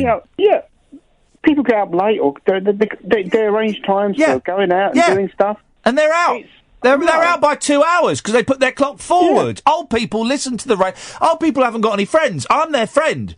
Old people. Yeah. Put your clocks back an hour. All right, love? Thank you. Thank you, Andrew. I'm glad we've cleared that up. Always good to... Which Andrew was that? I don't know. It's going on my list. There's a fella who's hanging... It's quite hard to describe, but what I will suggest is try and get a copy of Friday's Daily Mirror and look at pages 20 and 21. When I say try, I mean, I don't, if you've got one lying around, have a look at it. Don't try that hard, because I tell you what, Kath, you just look at the pictures, because describing them is actually... Kid with his head stuck out the cat flap. Yeah. Kid in what looks like a tent bag. Yeah. Kid with his head in a mailbox. Yeah. Kid with his head through the bottom part of a cot. Kid trapped down the toilet. We've all got one of those photos. Yeah. Except with this one, you can see his entire face. With my kid, you could just see the top of her head and her your feet. Child got stuck down the toilet and you went and got the camera, didn't you? Of course I did. And she said, "Stop laughing, Mummy, it's not funny." And I said, "It is a bit funny." Yeah. Because she's very skinny, and so she was virtually wrapped round the U-bend in there. It is very, It was hilarious. very funny. Kid with pan on head and thumb up. Kid caught in a tree with his pants down. Kid with head through a one of those slatted sun lounges. Yeah. There you go. Not hard to explain at all. Well, no, but but when I there we go. Look, there's the picture of my nan and my uncle Don from that documentary. They just popped up in the middle of that documentary. But you get period footage in these things. There's my nan and my uncle Don. There we go. Let me just tweet Is that the Uncle Don that's a footballer? No, because I haven't got an Uncle Don who's a footballer. All right. You had there's a footballer one, isn't there? Yeah, that's right. He's not called Don, though. Dougie Rugby. Starts with a D. He's my dad's cousin. So right. what does that make him to me? Dougie Rugby. Played for Aberdeen, then he played for Chelsea for a season, or was it cousin Arsenal? once removed? Well, I don't know. I don't really know how families work, and that's why mine is so dysfunctional. I don't speak to any of my family. That's... Let's save that jolly topic for another day, shall we, guys? Do you think? OK. Great work. 0344 499 1000 is the telephone number. If you want to give me a call, you'd be more than welcome to. Calls straight to air. I know, I've written page 17. I've just written... the way I do these is I write the name of the newspaper, the page number in columns, and then just like a word describing the story. And I've written page 17... And I've just written the C word. Oh, my goodness. Oh, and I've done that. That was the BT guy. Yeah, we've... here we go.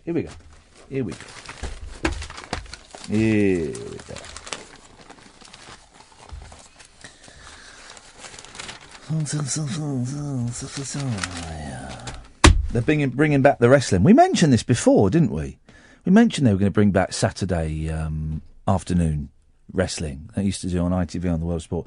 My nanny used to love that. World of Sport. Well, it was an old woman's thing, wasn't it? Hang on a minute. Yeah, line 1, you're on the wireless. Yeah, it's Paul, yeah? Hey!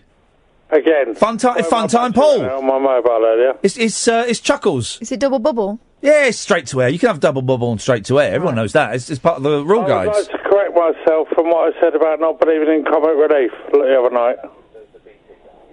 Okay. I've just been watching it, and something that's close to my home, I've just watched. A lot of the money goes to a charity called Calm. No, it doesn't. It doesn't. Well, I've just... No, none of the money goes to the charities. You told me that You're winding me up now. No, Paul. I'm apologising and correcting myself. We spent 20 minutes arguing the other night where you said none of the money goes to the charities because Richard Curtis did a racist joke in Vicar of Dibley. I am phoning up to apologise and correct myself. Give me a chance, for God's sake. Okay, so you're saying that all of the money goes to the charities? No, I'm not saying that, but I'm saying money does go to the charity, and what I've just watched has just been the money goes to something that's close to home for me, and some of the money does go to a charity called Calm. How much of that does Richard Curtis pocket to write his racist propaganda jokes? Oh, God, This was your entire raison d'etre earlier in the week. Sorry? This was your entire raison d'etre. Yeah, and I'm phoning up to apologise for... Don't phone me! Phone Richard Curtis! Line 2, you're on the wireless. Hi, I'm Howard Hughes. Hi, Howard, how you doing? No, how weird. Oh, how weird. I do apologise. Hello, how weird. How weird Hughes. How weird Hughes, yes. How are you? Yes, I'm good, thank you, how weird. Will you be listening to my show on Talk Radio? Yes, I will. Do you know my show on Talk Radio replaces a live show on Talk Radio? You can listen to my repeated show. Yeah. I'm Howard Hughes. Thank you, Howard. Goodbye. Goodbye. World of Sport Wrestling. Yeah, phone up and apologise to Richard Curtis. Not me. Yeah. It was Richard Curtis you libelled. And Dawn French, I think, a bit. Well, no. If she said a racist joke, she said a racist joke. Although she was married to Lenny Henry, who I think last time I looked was black, so she can't be racist. Although She's not married anymore. They got divorced. Yes, you're right. Okay, obviously she realised. World of Sport Wrestling is back on Saturday afternoons after a 30-year break. ITV and they describe it as the grunt and groan action. Oh my! That is a great description. You ready for? You fancy a bit of grunt and groan? What, on a Saturday afternoon? Yeah, all right then. I'd love it. I'll meet you upstairs. No, I'm into wrestling, you daft cow. I've done there a working class married couple as a sketch. You can use that telly or The Now Show. The Now Show. That's what I was trying to think of. They'll They will love that. They will Be love all over it. Now John's not on it. Can I say that the Now Show is absolutely? Oh, because Jake's on it. Yeah. Brilliant. Love it. Love it. Can't get enough of it. Do you know what? On that bombshell, our comic timing is good. You have learnt a lot from me, Catherine. Mm-hmm. A lot. And I'm pleased to have imparted my knowledge, my skills. My work here is done. I shall never return. Oh, don't forget, Sunday night, we're recording Rabbit Holes between 7:30 and 10:30. Between 7:30 and 10:30. So add Hey Rabbit Hole Show on Skype. When you see that Skype name go live, that means you can phone in, okay? Follow me on Twitter, @Iain Lee, and I will give we'll give you all the details and stuff. And if you're coming on Sunday, be lovely to see you. If you're not coming, eat dirt. Thank you, Catherine. Thank you, Emma. We'll be back on Monday evening, as per usual, at 10. Have a lovely weekend. Ta-ta! Talk Radio. Join the Talk Nation. Dial up and talk radio. We'll get you talking.